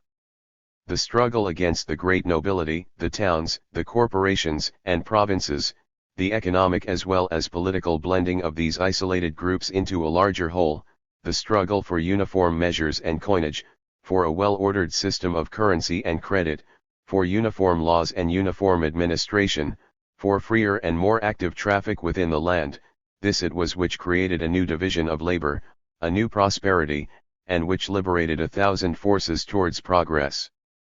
As the territorial policy had rested on the overthrow of independent local and town policies, on the limitation and modification of local institutions, upon the increasing strength of the general interests of the whole territory, so now there followed, for centuries, a struggle between state and district, between principality and province, a task which was doubly difficult in those cases where the state did not yet include the whole nation. This struggle was primarily an economic one. It had to do with the removal of all the old economic and financial institutions, and with the creation of new joint interests and of new and united institutions. It was a process which in Italy and Germany reached its full conclusion only in our own day, which in France was not quite finished in 1789, which even in Great Britain was not completed till late, and in the Republic of the United Netherlands halted midway in its course. It is now to be noticed that it was the enlightened, more or less despotic, monarchy of the 17th and 18th centuries by which this movement was initiated and pushed forward. Its whole activity centered in economic measures, its great administrative reforms were anti-municipal and anti-provincial, and aimed chiefly at the creation of larger economic organisms. With these princes, mercantilist policy was not something subsidiary, all that they planned and performed necessarily took this direction. I mentioned above that in the United Netherlands, which attracted such universal admiration about the middle of the 17th century, the towns and provinces retained a great deal of their old independence, and the local and provincial spirit, there so strong, had even certain favorable consequences, but it could lead to greatness, power, and wealth, only so long as it was overridden by the opposite movement towards centralization. Even the Burgundian princes had done much for the economic unity of the land by their enlightened administration. In later times Holland and Amsterdam preponderated so greatly in power and resources, that their voice was frequently decisive and alone considered. More, however, was done for consolidation by the 80 Years' War of Independence, and by the House of Orange in the various complicated official relations in which it stood towards the decisive economic questions of the time. The Admiralty Board remained in existence only for a few years, but after this the House of Orange remained at the head of the Admiralty in the separate states, and upon the Admiralty depended not only the fleet, but also the whole tariff system, and indeed all maritime trade. Colonial policy, navigation policy, the regulation of the Levant trade, of the herring and whale fisheries, and the like, were all centralised. A glance into the rich contents of the resolution book of the High and Mighty Lords the States General of the United Netherlands shows us to how large an extent the economic and commercial policy of the flourishing time of the Republic was the outcome of a common Netherlandish egoism. Its rapid declension begins with the period during which there was no governor, and the most signal cause of this decline was the preponderance in one field after another, after about 1650 to 1700, of bourgeois localism and provincialism. It is a consideration of the economic history of France that most clearly brings out the fact that the mercantilism that was everywhere making its way was at least as much a matter of transformation and union at home as of barriers against the world outside. Louis XI cast down the great houses of Burgundy and Anjou, of Orleans and Bourbon, resisted the narrow selfishness of the corporations, sought to bring about uniform weights and measures in France, and forbade the importation of foreign manufactures. The Edict of 1539, which introduced freedom of trade in corn in the interior of France, particularly between the several provinces, sets out with the assertion that in a united political body the several districts should, at all times, help and support one another. The declaration in 1577 that trade, and in 1581 that industry, belonged to the droit dominal had not so much a fiscal as a centralising significance, as was the case generally with the ordinances dating from the time of the Great de l'Hôpital. Richelieu's raising of the fortresses of the nobility has often been extolled as one of the most important steps towards internal freedom of intercourse within France. His active measures for the creation of a French marine were among the most important contributions towards the development of an independent commercial policy in relation to other countries. Colbert's administration was, primarily, a struggle against the municipal and provincial authorities, of whom Teruel says that it was they really who hindered economic progress and the improvement of trade and manufactures. The submission of the towns to a uniform ordinance, the partial abolition of the provincial estates, the diminution of the power of the provincial governor, and his replacement by the intendant, these were measures which, like his great road and canal works, his interest in posts and insurance, in technical and artistic education, in exhibitions and model buildings created by the state, in private and public model industrial establishments, his reform of river tolls, his union of the inner provinces in a uniform customs system, all aimed at the one thing, to make of the French people under its brilliant monarchy a noble and united body, united in civilization as well as in government, and worthy of the name of nation. The great laws of Colbert, the Ordonnance Civile of 1667, the Edit General sur les eaux et les forêts of 1669, the Ordonnance Criminelle of 1670, the Ordonnance de Commerce of 1673, founded the legal as well as the economic unity of France. Even economically they are more important than the tariffs of 1664 and 1667, for these did not succeed even in removing the differences between the pays d'état and the pays d'élection. Austria, as late as 1748, had not got beyond a very loose association of provinces. It was then determined, in imitation of the Prussian administration, that things should be different. The Prussian government had been able, since the days of the Great Elector, and still more during the reign of Frederick William I, to create a financial, economic, and military whole, such as there was no other on the continent, and this out of the most refractory materials, out of territories lying far apart and almost hostile one to another. What is more, this was successfully carried through at the very period when the administration had set before itself the purpose of retrieving lost time within the territories themselves, and securing what many other districts of Germany had already obtained by 1600, that is, their unity and self-sufficiency. At the very time that it was engaged in Brandenburg, Pomerania, Magdeburg, East Prussia, and the Rhine provinces, in subjecting the towns and the nobles to the authority of the state, and in creating a united provincial administration, it took in hand the task of giving the whole group of poor little territories a real political and economic unity, of taking part in European politics, and of securing, by an independent policy in trade and industry, for these northern lands, bare as they were of men, devoid as they were of maritime commerce or mines or considerable manufactures, a place by the side of the old and wealthy great powers. The whole character of the Prussian administration from 1680 to 1786 was determined by the way in which the state, with its small and broken geographical basis, set about combining a national policy in pursuit of German Protestant and mercantilist objects, with the tasks of territorial rule handed down to it by the past, and by the way in which it carried out, in war and peace, in administration and economy, a national state policy in the great style with scarcely more than territorial means. Our present task has only been to shew how close was the connection, in Prussia as elsewhere, between, on the one side, reform and centralization at home, the transformation of territorial economies into a national economy, and the mercantile system on the other, how, here as elsewhere, domestic policy and foreign policy supplemented one another as indispensable elements in one system. If we pause for a while to consider this foreign and external economic policy of the European states of the 17th and 18th centuries, which it has hitherto been the custom to regard as the essential feature of the mercantile system, it is not, of course, our purpose to describe the details of its several forms. The general features of its regulations are well enough known. Difficulties were put in the way of the importation of manufactured goods, and their production and exportation were favored by the prohibition of the export of raw materials, by bounties on export, and by commercial treaties.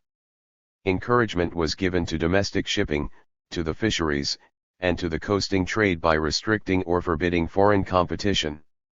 Commerce with the colonies, and the supplying of them with European wares, was reserved for the mother country.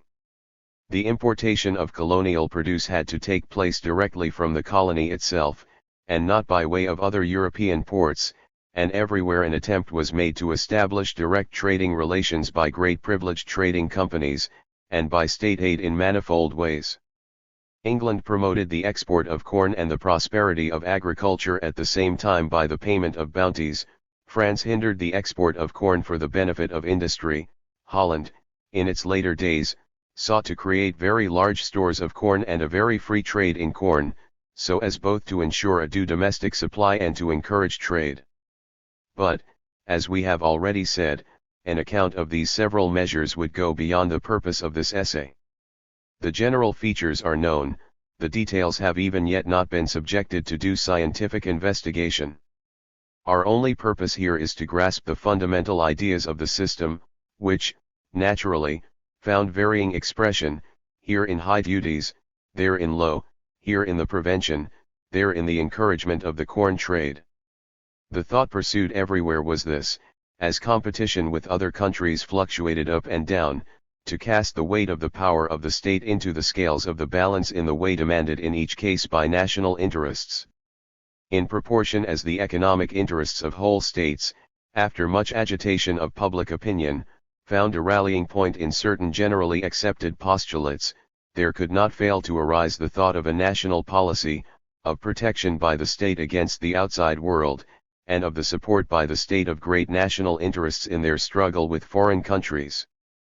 The conception of a national agriculture, of a national industry, of national shipping and fisheries, of national currency and banking systems, of a national division of labor, and of a national trade must have arisen before the need was felt of transforming old municipal and territorial institutions into national and state ones. But, as soon as that had taken place, it must have seemed a matter of course that the whole power of the state, in relation to other countries as well as at home, should be placed at the service of these collective interests, just as the political power of the towns and territories had served their municipal and district interests.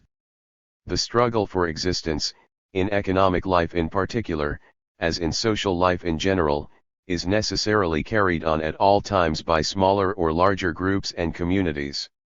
That will also be the case in all time to come.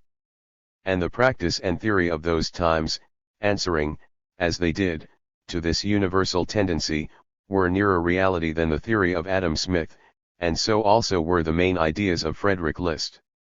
We are not, however, concerned just now with this universal tendency. What we want is to understand the particular form in which it then expressed itself, and the reason for it, and why it could, in later times, give way so far before other tendencies. The great states of an earlier time display no commercial policy in the style of the mercantile system, not because the utopia of a purely individualistic economic life possessed more reality than later, but because they were not united economic bodies. As soon as they became such, the inheritance of such economic bodies as had previously existed, and, above all, of the town policy, passed over to them. It was not because money and money payments or industry or trade suddenly played an altogether new role in the days of Cromwell and Colbert, that it occurred to people to guide the course of exportation and importation and colonial trade, and to subject them to governmental control.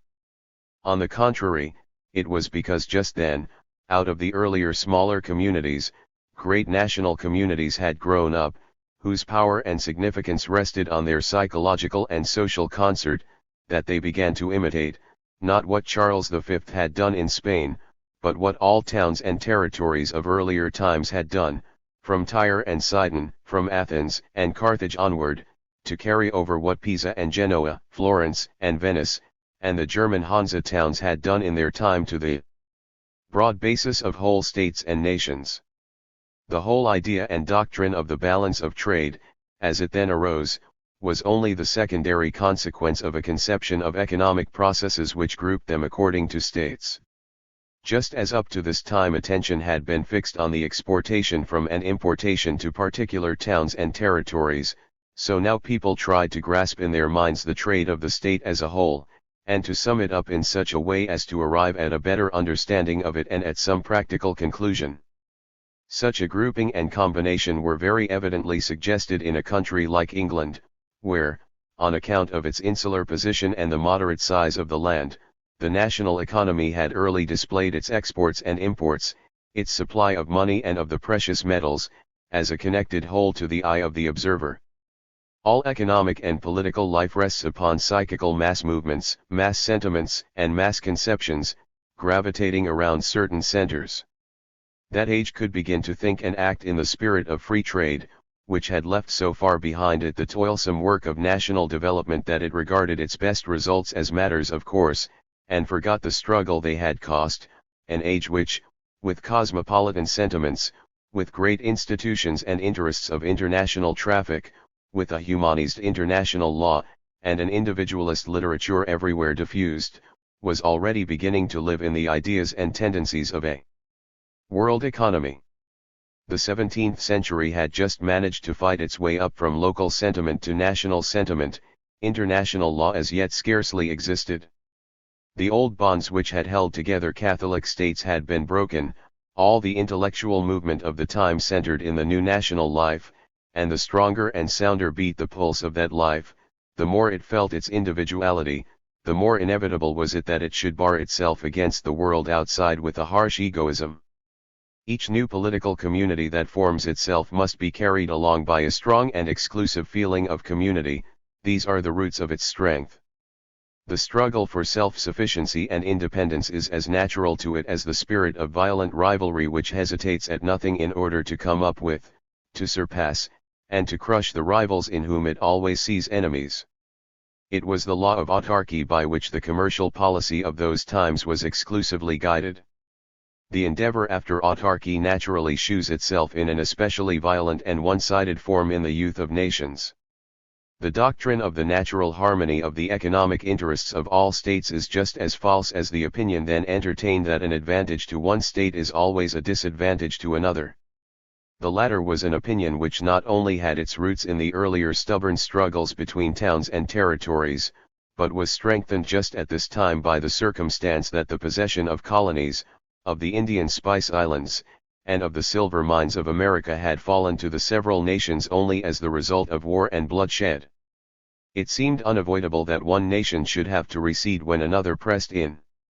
In reality, all social bodies, and therefore economic bodies among them, at first towns and districts, and afterwards nations and states, stand to one another in a double relation, a relation of action and reaction by which they mutually supplement one another, and a relation of dependence, exploitation, and struggle for supremacy. The latter is the original one, and only slowly, in the course of centuries and millenniums, is the antagonism softened.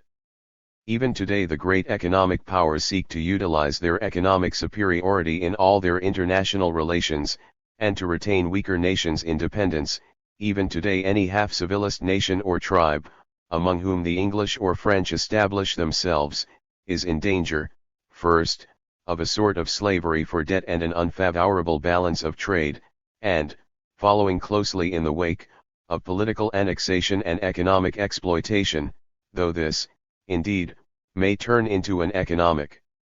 education for it. In the 17th and 18th centuries the relations, and especially the economic relations, between states were particularly hostile and harsh,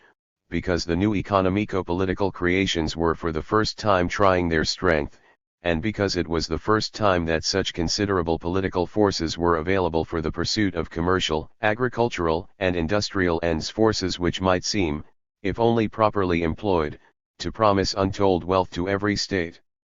In all ages history has been wont to treat national power and national wealth as sisters, perhaps they were never so closely associated as then. The temptation to the greater states of that time to use their political power for conflict with their economic competitors, and when they could, for their destruction, was too great for them not to succumb time after time, and either to set international law at naught or twist it to their purposes. Commercial competition, even in times nominally of peace, degenerated into a state of undeclared hostility. It plunged nations into one war after another, and gave all wars a turn in the direction of trade, industry, and colonial gain, such as they never had before or after. It has been often enough remarked that the period of the wars of religion was followed by one in which economic and commercial interests governed the whole foreign policy of European states. It is true that even the expedition of Gustavus Adolphus to Germany was a move in the game which was being played for the trade of the Baltic. In like manner, the later wars of Sweden, aiming at the conquest of Poland, and the aggressive movements of Russia towards the Swedish and German provinces on the Baltic, were all directed towards the acquisition and domination of the Baltic trade. As in the East Indies, the ancient source of supply for Oriental wares, for pearls and spices, the Portuguese violently pushed their way in first, annihilated Arabian trade with unheard of brutality, and imposed upon all the Asiatic tribes and states the rule that they should carry on trade with Portuguese alone. So in later times the Dutch were able to drive the Portuguese out, to get for themselves a like monopoly of the spice trade, to keep other Europeans away by craft and by mercantile talent, if need were, by insolent violence and bloodshed, and to hold the people of the East in commercial subjection. The heroic struggle of the Dutch for religious liberty and for freedom from the Spanish yoke displays itself, when looked at in a dry light, as a century-long war for the conquest of East Indian colonies, and an equally long privateering assault on the silver fleets of Spain and the Spanish-American colonial trade.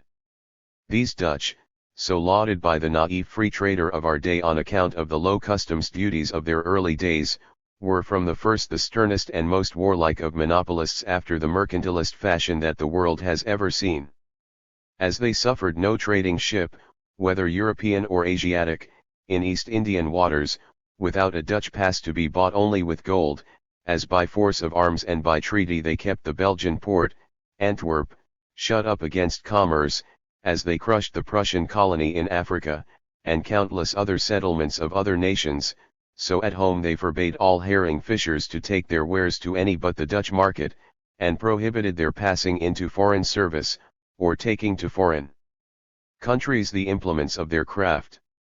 Although at the beginning they had low duties on imports and exports, they resorted constantly to arbitrary prohibitions whenever they thought they could thereby further Dutch interests. In 1671 they imposed the heaviest duties on French goods, and, in the 18th century, when they had become too pusillanimous to wage war for their commercial ends, they resorted to the extremest protectionism.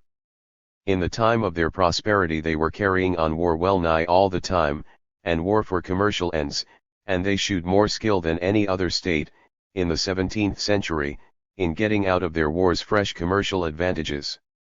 Their obstinate pursuit of monopoly gave rise to England's navigation law and Colbert's tariff, and attracted England and France themselves towards a like policy of pursuing narrowly mercantilist objects by force of arms. The bloody and costly wars of England with the Dutch were, Norden tells us, at bottom nothing but a duel over the maintenance of the navigation acts. The French invasion of Holland was an answer to their foolish and extravagant reprisals against Colbert's tariff. The War of the Spanish Succession, like the War of the Grand Alliance in 1689 to 1697, was, primarily, the struggle of England and Holland, in concert, against the growing industrial and commercial preponderance of France, and against the danger of the union of French trade with the colonial power of Spain. It was a struggle for the lucrative Spanish-American trade which mainly occasioned the antagonism of England and France till after the middle of the 18th century. The supply of the Spanish-American colonies with European manufactures could only take place by means of the great West Indian smuggling trade, or through Spain, i.e. the Spanish port towns. As Spanish industry supplied only a part of the need, the question was, whom Spain would allow to share in the trade, whether it would wink at smuggling, and, if so, to what extent and by whom, whether France could circumvent England, or England France in Spain and the West Indies.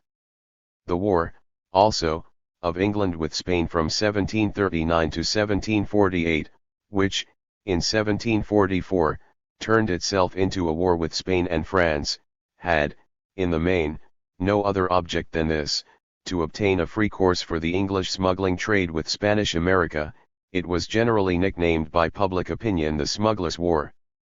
The 7 Years' War had its origin, as everyone knows, in the colonial rivalry of England and France in North America. Whether the Ohio and Mississippi should furnish the Romance race or the Teutonic with a field for colonization and trade, whether maritime and commercial supremacy for the next 100 or 200 years should belong to England or France, that was the far-reaching economic quarrel into which the great King of Prussia was drawn because he would not suffer his old ally France to attack his old enemy England in Hanover, i.e. in Germany. In defending Germany's neutrality in this commercial and colonial war, he was drawn into it himself, and when his brave troops defeated the French at Rossbach and elsewhere, they decided at the same time the great questions of the world's trade and of future colonial development. Without the victories of the Prussian grenadiers and the English fleet, England would not today have its worldwide trade, and the United States of America would not exist. It is probable that French would now be spoken alike on the Ohio and the Mississippi, at Calcutta and Bombay. English commercial greatness and supremacy date from the successes of the War of 1756 to 1763. But the climax in its career of colonial conquest by force of arms, and of intentional destruction, dictated by trade jealousy, of the competing mercantile navies of France, Holland, Germany, and Denmark, was reached by Great Britain during the Napoleonic War. The commercial struggle between England and France, the shameless brutalities of the English fleet on the one side and the continental blockade on the other, form the terrible concluding drama in the age of commercial wars. Henceforward another spirit begins to make its way in commercial policy and in international morality, although the old traditions have not yet been entirely overcome, and, indeed, can never be entirely overcome, so long as there is such a thing as independent politico-economic life with separate national interests. The long wars, each lasting several years, or even decades, which fill the whole period from 1600 to 1800 and have economic objects as their main aim, the open declaration by the Grand Alliance in 1689 that their object was the destruction of French commerce, the prohibition by the Allies of all trade, even by neutrals, with France, without the slightest regard to international law, all this shews the spirit of the time in its true light. The national passion of economic rivalry had been raised to such a height that it was only in wars like these that it could find its full expression and satisfaction. To be content, in the intermediate years of peace, to carry on the conflict with prohibition, tariffs, and navigation laws instead of with sea fights, to give, as they did, in these years of peace, somewhat more attention to the infant voice of international law than in time of war, this was in itself a moderating of international passion. The very idea of international law is a protest against the excesses of national rivalry. All international law rests on the idea that the several states and nations form, from the moral point of view, one community. Since the men of Europe had lost the feeling of community that had been created by the papacy and empire, they had been seeking for some other theory which might serve to support it, and this they found in the reawakening law of nature. But the particular ideas for which in the first instance men strove, and for which they sought arguments pro et contra in the law of nature, were mainly products of the economic and commercial struggle then proceeding. Inasmuch as the states that were the first to obtain colonies on a large scale, Spain and Portugal, had secured from the Pope a partition of the whole oceanic world, and its designation by him as their exclusive property, the law of nature, when it made its appearance, put forward the doctrine of mare liberum.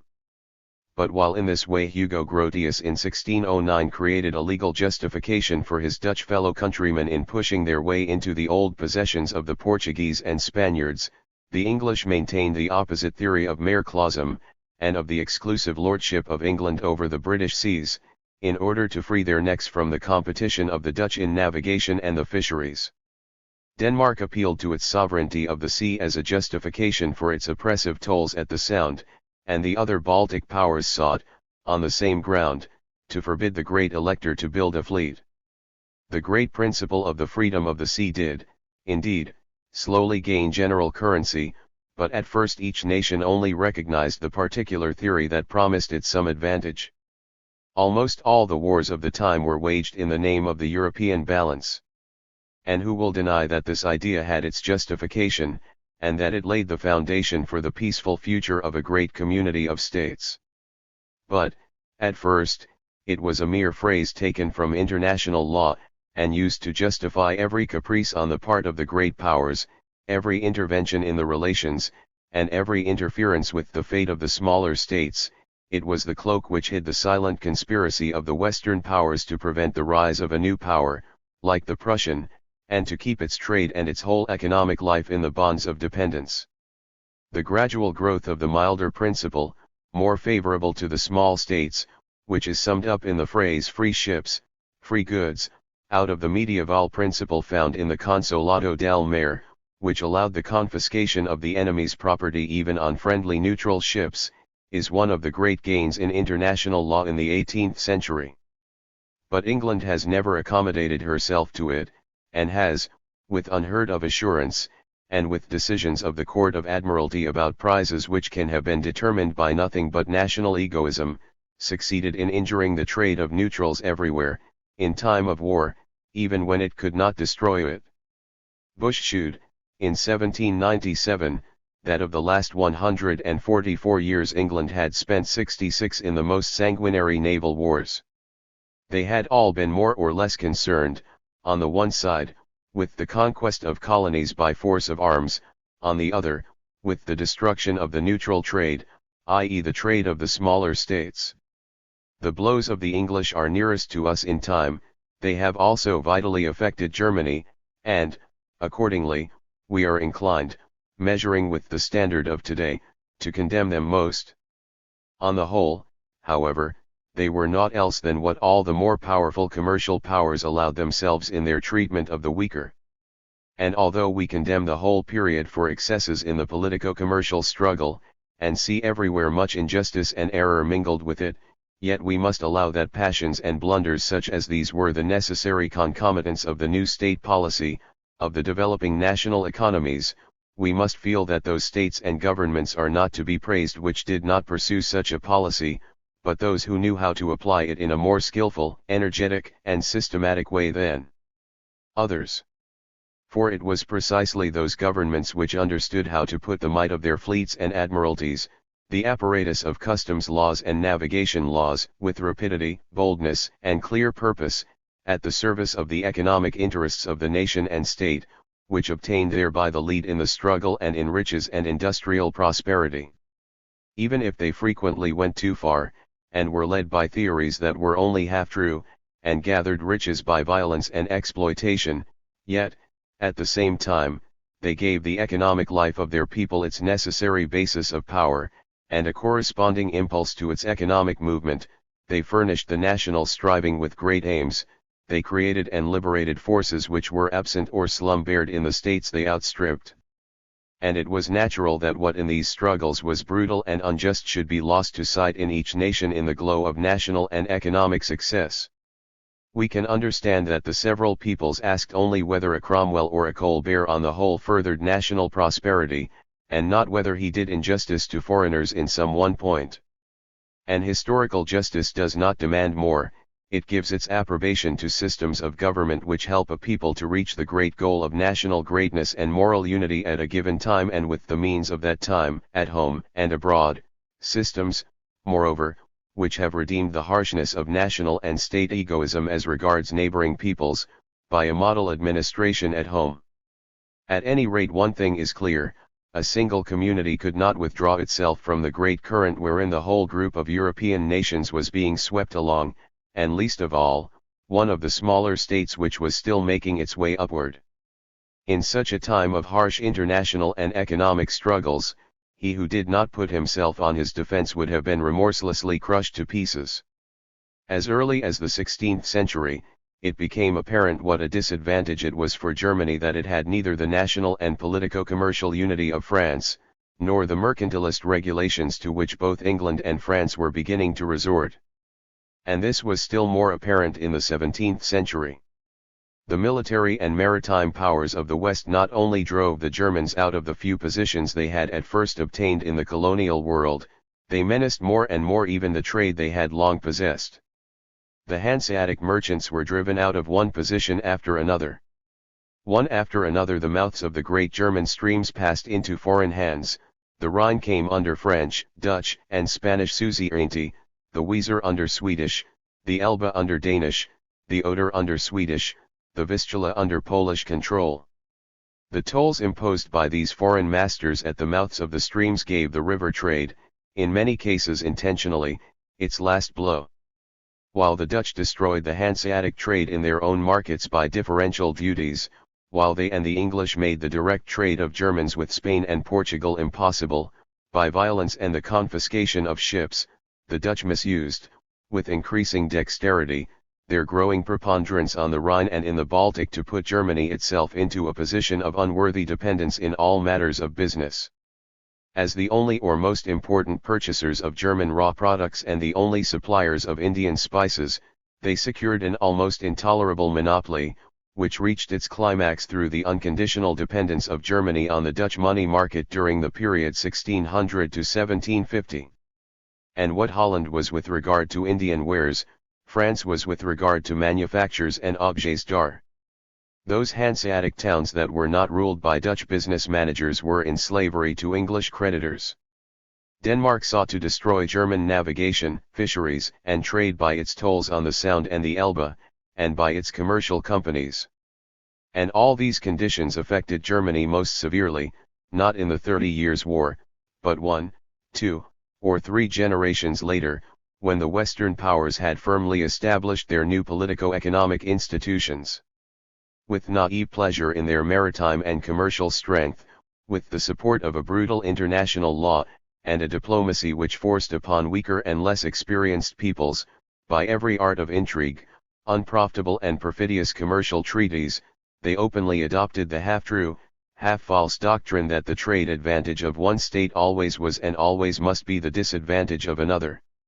In the period from 1670 to 1750 the bitterest lamentations were heard in Germany about this commercial dependence, about French manufactures, about the traders from every prince's land that overran the country. The torrent of complaint touching the pitiable condition of the imperial government, which was unable to give any assistance, increased like an avalanche. The state of commerce in Germany, cried the most distinguished economic writer of the time, depends upon the interest taken in it in the Reichstag at Ratisbon. At last all the voices, alike of scholars and of the people, came together in unison: there is but one way out of it, we must do what Holland, France, and England have done before us, we must exclude the foreign wares, we must once more become masters in our own house. Facts had taught them, with inexorable clearness, that, at a time when the most advanced nations were carrying on the collective struggle for existence with the harshest national egoism, with all the weapons of finance, of legislation, and of force, with navigation laws and prohibition laws, with fleets and admiralties, with companies, and with a trade under state guidance and discipline, those who would not be hammer would assuredly be anvil. The question in Germany in 1680 to 1780 was not whether a mercantilist policy was necessary and desirable, about that there was agreement, and properly so. The ideals of mercantilism, though they may have been presented in an exaggerated form, and too sharply expressed in one-sided economic theories, meant, practically, nothing but the energetic struggle for the creation of a sound state and a sound national economy, and for the overthrow of local and provincial economic institutions. They meant the belief of Germany in its own future, the shaking off of a commercial dependence on foreigners which was continually becoming more oppressive, and the education of the country in the direction of economic autarky. The victories of the Prussian army served the same end as the financial and commercial policy of the state. Between them they raised Prussia to a place among the great powers of Europe. The difficulties in the internal economic policy of the country consisted in this, that the Prussian state, instead of being a nation, included only a limited number of provinces, and that, at the same time as it adopted a protective system against France, Holland, and England, it also excluded its German neighbors. The real explanation is that the Prussian state was still but halfway out of the period of territorial development, was still, so to speak, in the earlier century of commercial disputes with Hamburg, Leipzig, and Danzig, with Poland, Saxony, and other neighboring territories, and it could make use of its natural superiority, as compared with neighbors like these, only by binding its provinces together in an enclosed and exclusive combination. We have reached the end of these general considerations as to the historical significance of the mercantile system. Our argument rested on the proposition that, in spite of the fact that it is the individual and the family that labor, produce, trade, and consume, it is the larger social bodies which, by their common attitude and action, intellectual as well as practical, create all those economic arrangements of society, in relation both to those within and those without, upon which depend the economic policy of every age in general and its commercial policy in particular. We saw that the feeling and recognition of economic solidarity, in regard alike to those within and those without, necessarily created at the same time a corporate egoism. From this egoism the commercial policy of every age receives its impulse. We have, in the next place, laid emphasis on the proposition that historical progress has consisted mainly in the establishment of ever larger and larger communities as the controllers of economic policy in place of small. The 17th and 18th centuries seem to us the birth hour of modern states and modern national economies, and, therefore, to have been necessarily characterized by a selfish national commercial policy of a harsh and rude kind. Whether such a policy was rightly directed in details depended on the information and sagacity of the personages who guided the state, whether it was to be justified as a whole, whether as a whole it had a probability of success, that depended, then as ever, on the question whether it accompanied a great upward moving stream of national and economic life. The progress of the 19th century beyond the mercantilist policy of the 18th depends, keeping to this thought of a succession of ever larger social communities, on the creation of leagues of states, on alliances in the matter of customs and trade, on the moral and legal community of all civilized states, such as modern international law is more and more bringing into existence by means of a network of international treaties. But, of course, by the side of this stands another and not less important chain of connected phenomena, which also helps to explain the contrast between the 19th century on the one side, and the 17th and 18th on the other. The struggle of social bodies with one another, which is at times military, at other times merely economic, has a tendency, with the progress of civilization, to assume a higher character and to abandon its coarsest and most brutal weapons. The instinct becomes stronger of a certain solidarity of interests, of a beneficent interaction, of an exchange of goods from which both rivals gain. It was in this way that the strife of towns and territories had been softened and moderated with time, until, on the foundation of still greater social bodies, the states, it had passed into a moral influence, and an obligation to educate and assist the weaker members within the larger community. So the 18th century ideas of a humane cosmopolitanism began to instill into men the thought of a change of policy in the economic struggles of European states at the very time when the international rivalry had reached its highest point. After the War of Independence of the United States, after the liberation of the South American colonies from the mother countries, after it became increasingly difficult to maintain the old, harsh, colonial policy, after international law had made progress, and after the promulgation of the doctrine of mutual gain in international trade, there arose the possibility of a more humane contest. Undoubtedly we must regard this movement, which reached its first great high-water mark, though accompanied by excessive and one-sided eulogy, in the free trade period 1860 to 1875, as one of the great advances made by mankind. One might say that the 17th and 18th centuries created the modern national economies, and that the 19th has humanized their relations to one another. This being our point of view, we are able to raise ourselves above the suspicion of desiring, without qualification, to represent the embittered commercial strife, the privateering and colony-conquering wars of England, the prohibition and navigation laws of the 18th century, as presenting an ideal for our own day. Yet must we declare, with equal emphasis, that the literary ideological movement that assailed the old mercantile system set out from utopias, which, useful as they were as a leaven for the transformation of public opinion, were, nevertheless, very remote from real life.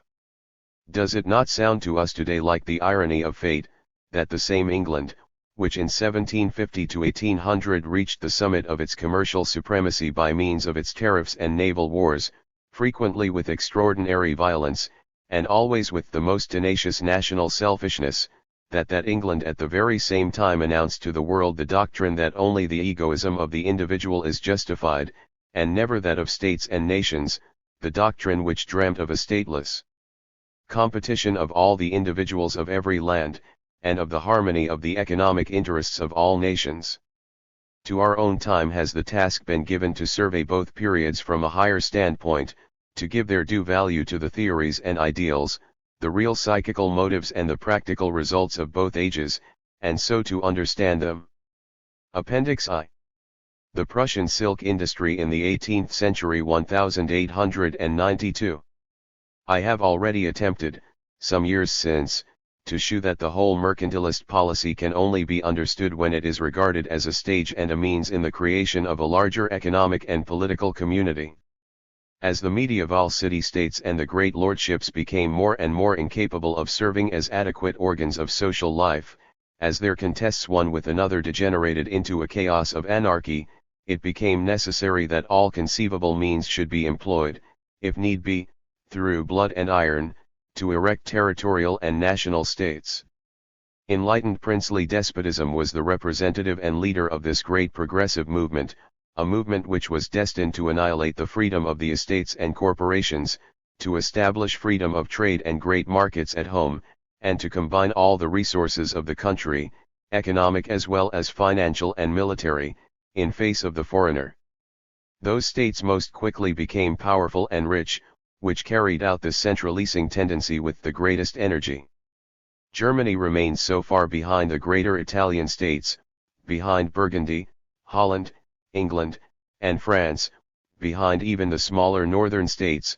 because it remained fast bound by medieval forms, because, moreover, even its greater territories were too small, too fragmentary, too far from the coast, to pursue this new kind of centralizing policy like the western states of Europe. The great elector made a beginning. He tried to create a German Baltic coast state and a naval power, and thereby to seize the dominium maris Baltici, and the commercial control of the east of Europe. The attempt was bound to fail, because Holland, Sweden, Denmark, Poland, Austria, and Russia had interests opposed to it, and because the position and extent of the Brandenburg state, as it then existed, were inadequate for the task. Abandoning, as it must, the main feature of its plan, the attempt to secure maritime power, only one way remained open by which the young military and Protestant state could arrive at its economic ends. And this was to endeavor, upon the agrarian and feudal foundation furnished by the provinces grouped around Brandenburg, to create an industry which should rival the civilized states of the West, using for that purpose all the devices of state-aided immigration, of encouragement of industry, and of protective tariffs. Such an industry would have alike the power and the duty to control the domestic market, to raise the decaying handicrafts of the little rural towns, to free the country bit by bit from dependence on West European trade and credit, and to strengthen its influence on Poland and the other eastern states. On this path, then, Frederick William I and his ministers entered with conscious purpose and energy, and out of this school came Frederick II, who pursued the same object with greater boldness and genius. To the question how it was that Frederick regarded the silk industry as occupying so very important, if not the most important, place in such a policy, Dr. Hintze gives a simple and conclusive answer. Starting with the generally recognized fact that, before our modern age of iron and coal, the center and summit of industrial development were to be found in the finer textile manufactures, Dr. Hintze shows us how economic supremacy passed from Byzantium to Italy, from Venice, Genoa, Florence, and Lucca to the greater Italian states, Milan and Piedmont, from Italy to Spain and France, and thence to Holland and England, and how this transference was always accompanied, partly as effect, partly as cause, by the rise of the silk industry by the side of the woolen industry. In no case was the production of raw silk itself the cause of the silk industry, as is sometimes supposed. The actual production of silk took place elsewhere, and even in Italy and France it was a consequence of the silk industry, and came comparatively late.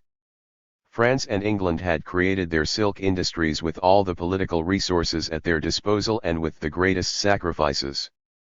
In Lyons in 1667 there were counted 2,000 looms, in 1752, 9,404.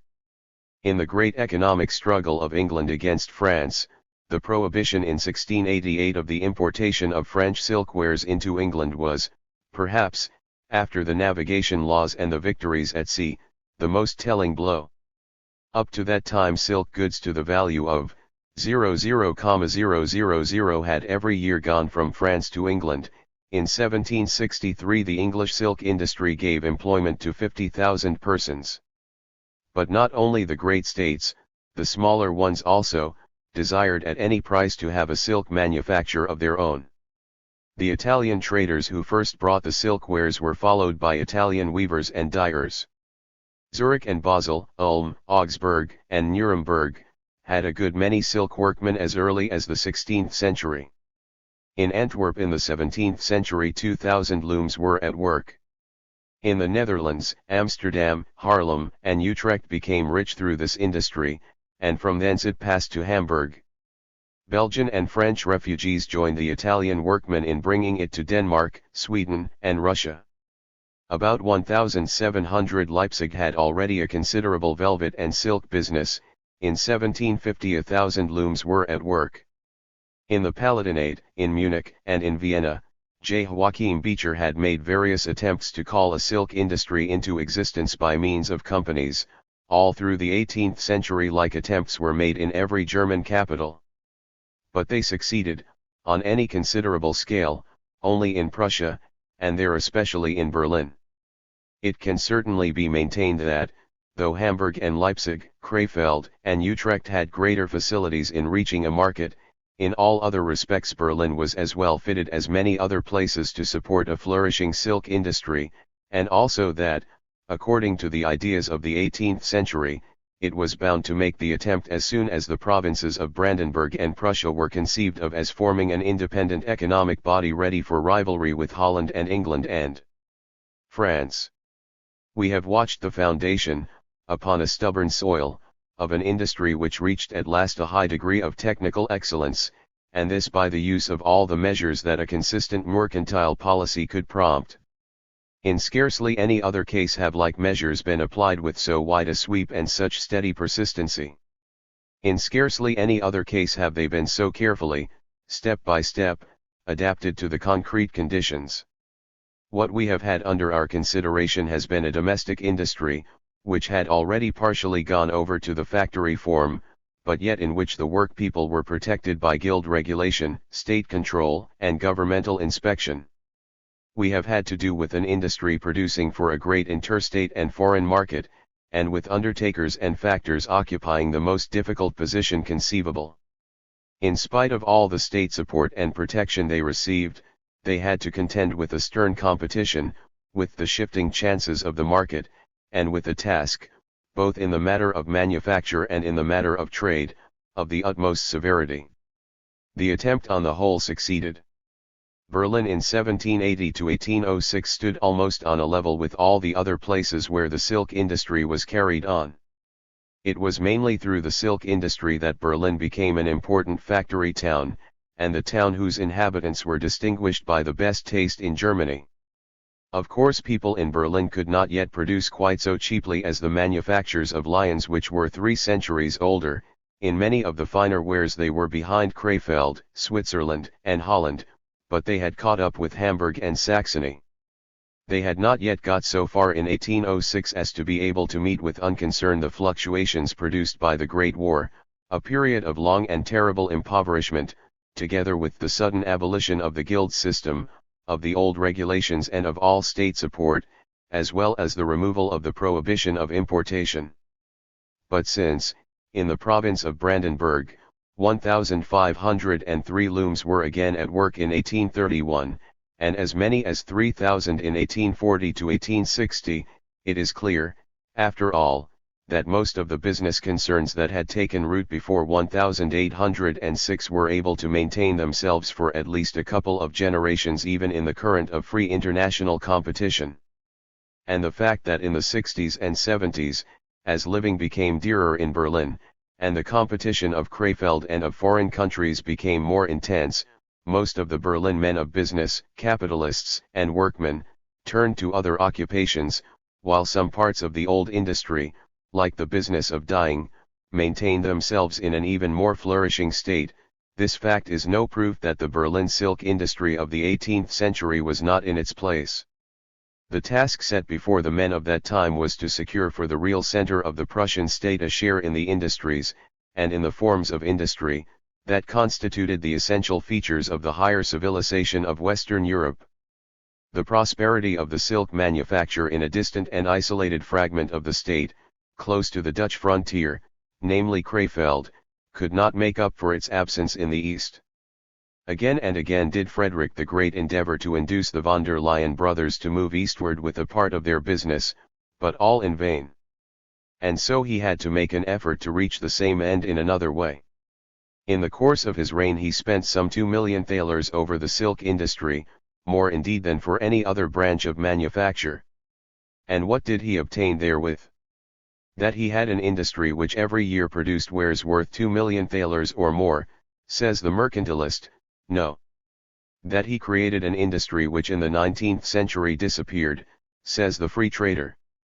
I say, the 2 million thalers are to be looked upon as an expenditure for schooling, as money spent on education, which engrafted on Berlin and the eastern provinces those powers and aptitudes, those manners and customs, without which an industrial state cannot endure. In these feudal territories with their impoverished country towns and craftsmen, both the undertakers and the workmen were altogether wanting who were indispensable for the finer manufactures aiming at the world market. The introduction of foreigners and the laborious training of natives could be the work only of a political art which realized both its object and its materials. It is significant that at first we are met by Frenchmen and Jews among the factors, and by foreigners, chiefly Lyonnese and Italians, among the work people, while in 1800, natives prevail in both classes. It might with truth be said, that by their services to the silk industry the French and the Jews repaid the Prussian state for its magnanimous toleration. It was in this way that the best Jewish families of Berlin, the Mendelssohns and Friedlanders, the Weitz and the Marcuses, gained their reputation and social position, and at the same time turned the purely mercantile Hebrew body into an industrial one. They themselves changed in character in the process, and grew side by side with the state and society. Most important of all, Berlin in 1800 had a working class of great technical skill, and a body of businessmen possessed of capital and ability, and this fact remained the great result of the policy of Frederick, whether or no the silk industry survived. And it was not the least merit of that policy that it constantly, and with clear understanding, labored towards a double end, to create a flourishing industry by state initiative and political means, and then, as quickly and as completely as possible, to set it on its own feet, and create thriving private businesses, and so render itself superfluous. Similarly, in a place like Krefeld, where the favoring conditions afforded by the neighborhood of the Dutch created a considerable industry without protective tariff or subsidy or regulation, the king did not think of state intervention. The most he did was to support the practical monopoly of the von der Leyen brothers, because he saw that this great house was capable of elevating and guiding the whole industry in an exemplary fashion. Moreover, his administrative wisdom, running not along the lines of rigid schemes, but in accordance with the men and circumstances before him, shewed itself precisely in this contemporary application of such divergent systems of industrial policy, in Berlin the most extreme state control and in Krefeld complete laissez-faire. The truth is, he himself, in his innermost nature, was just as much the philosophical disciple of the individualistic enlightenment of the period as the last great representative of princely absolutism. Under him the Prussian state was based as much on legal security and on freedom of thought and individual opinion as upon discipline, obedience, and subordination. Had he not combined these rare qualities in himself, he had not been the great king, and on his death the Swabian peasant would not have asked the naive question then, who is to govern the world? The yelping curs, the men astride of principles, who did not understand him when he died, understand him and his policy no better now. They will still less understand the great problem of the creation of states and national economies. It lies in this, that as civilization advances, the state and the national economy diverge more and more the one from the other, each a separate circle with its own organs, and yet that this separation must again constantly make way for a unifying guidance, a growing interaction, a harmonious joint movement.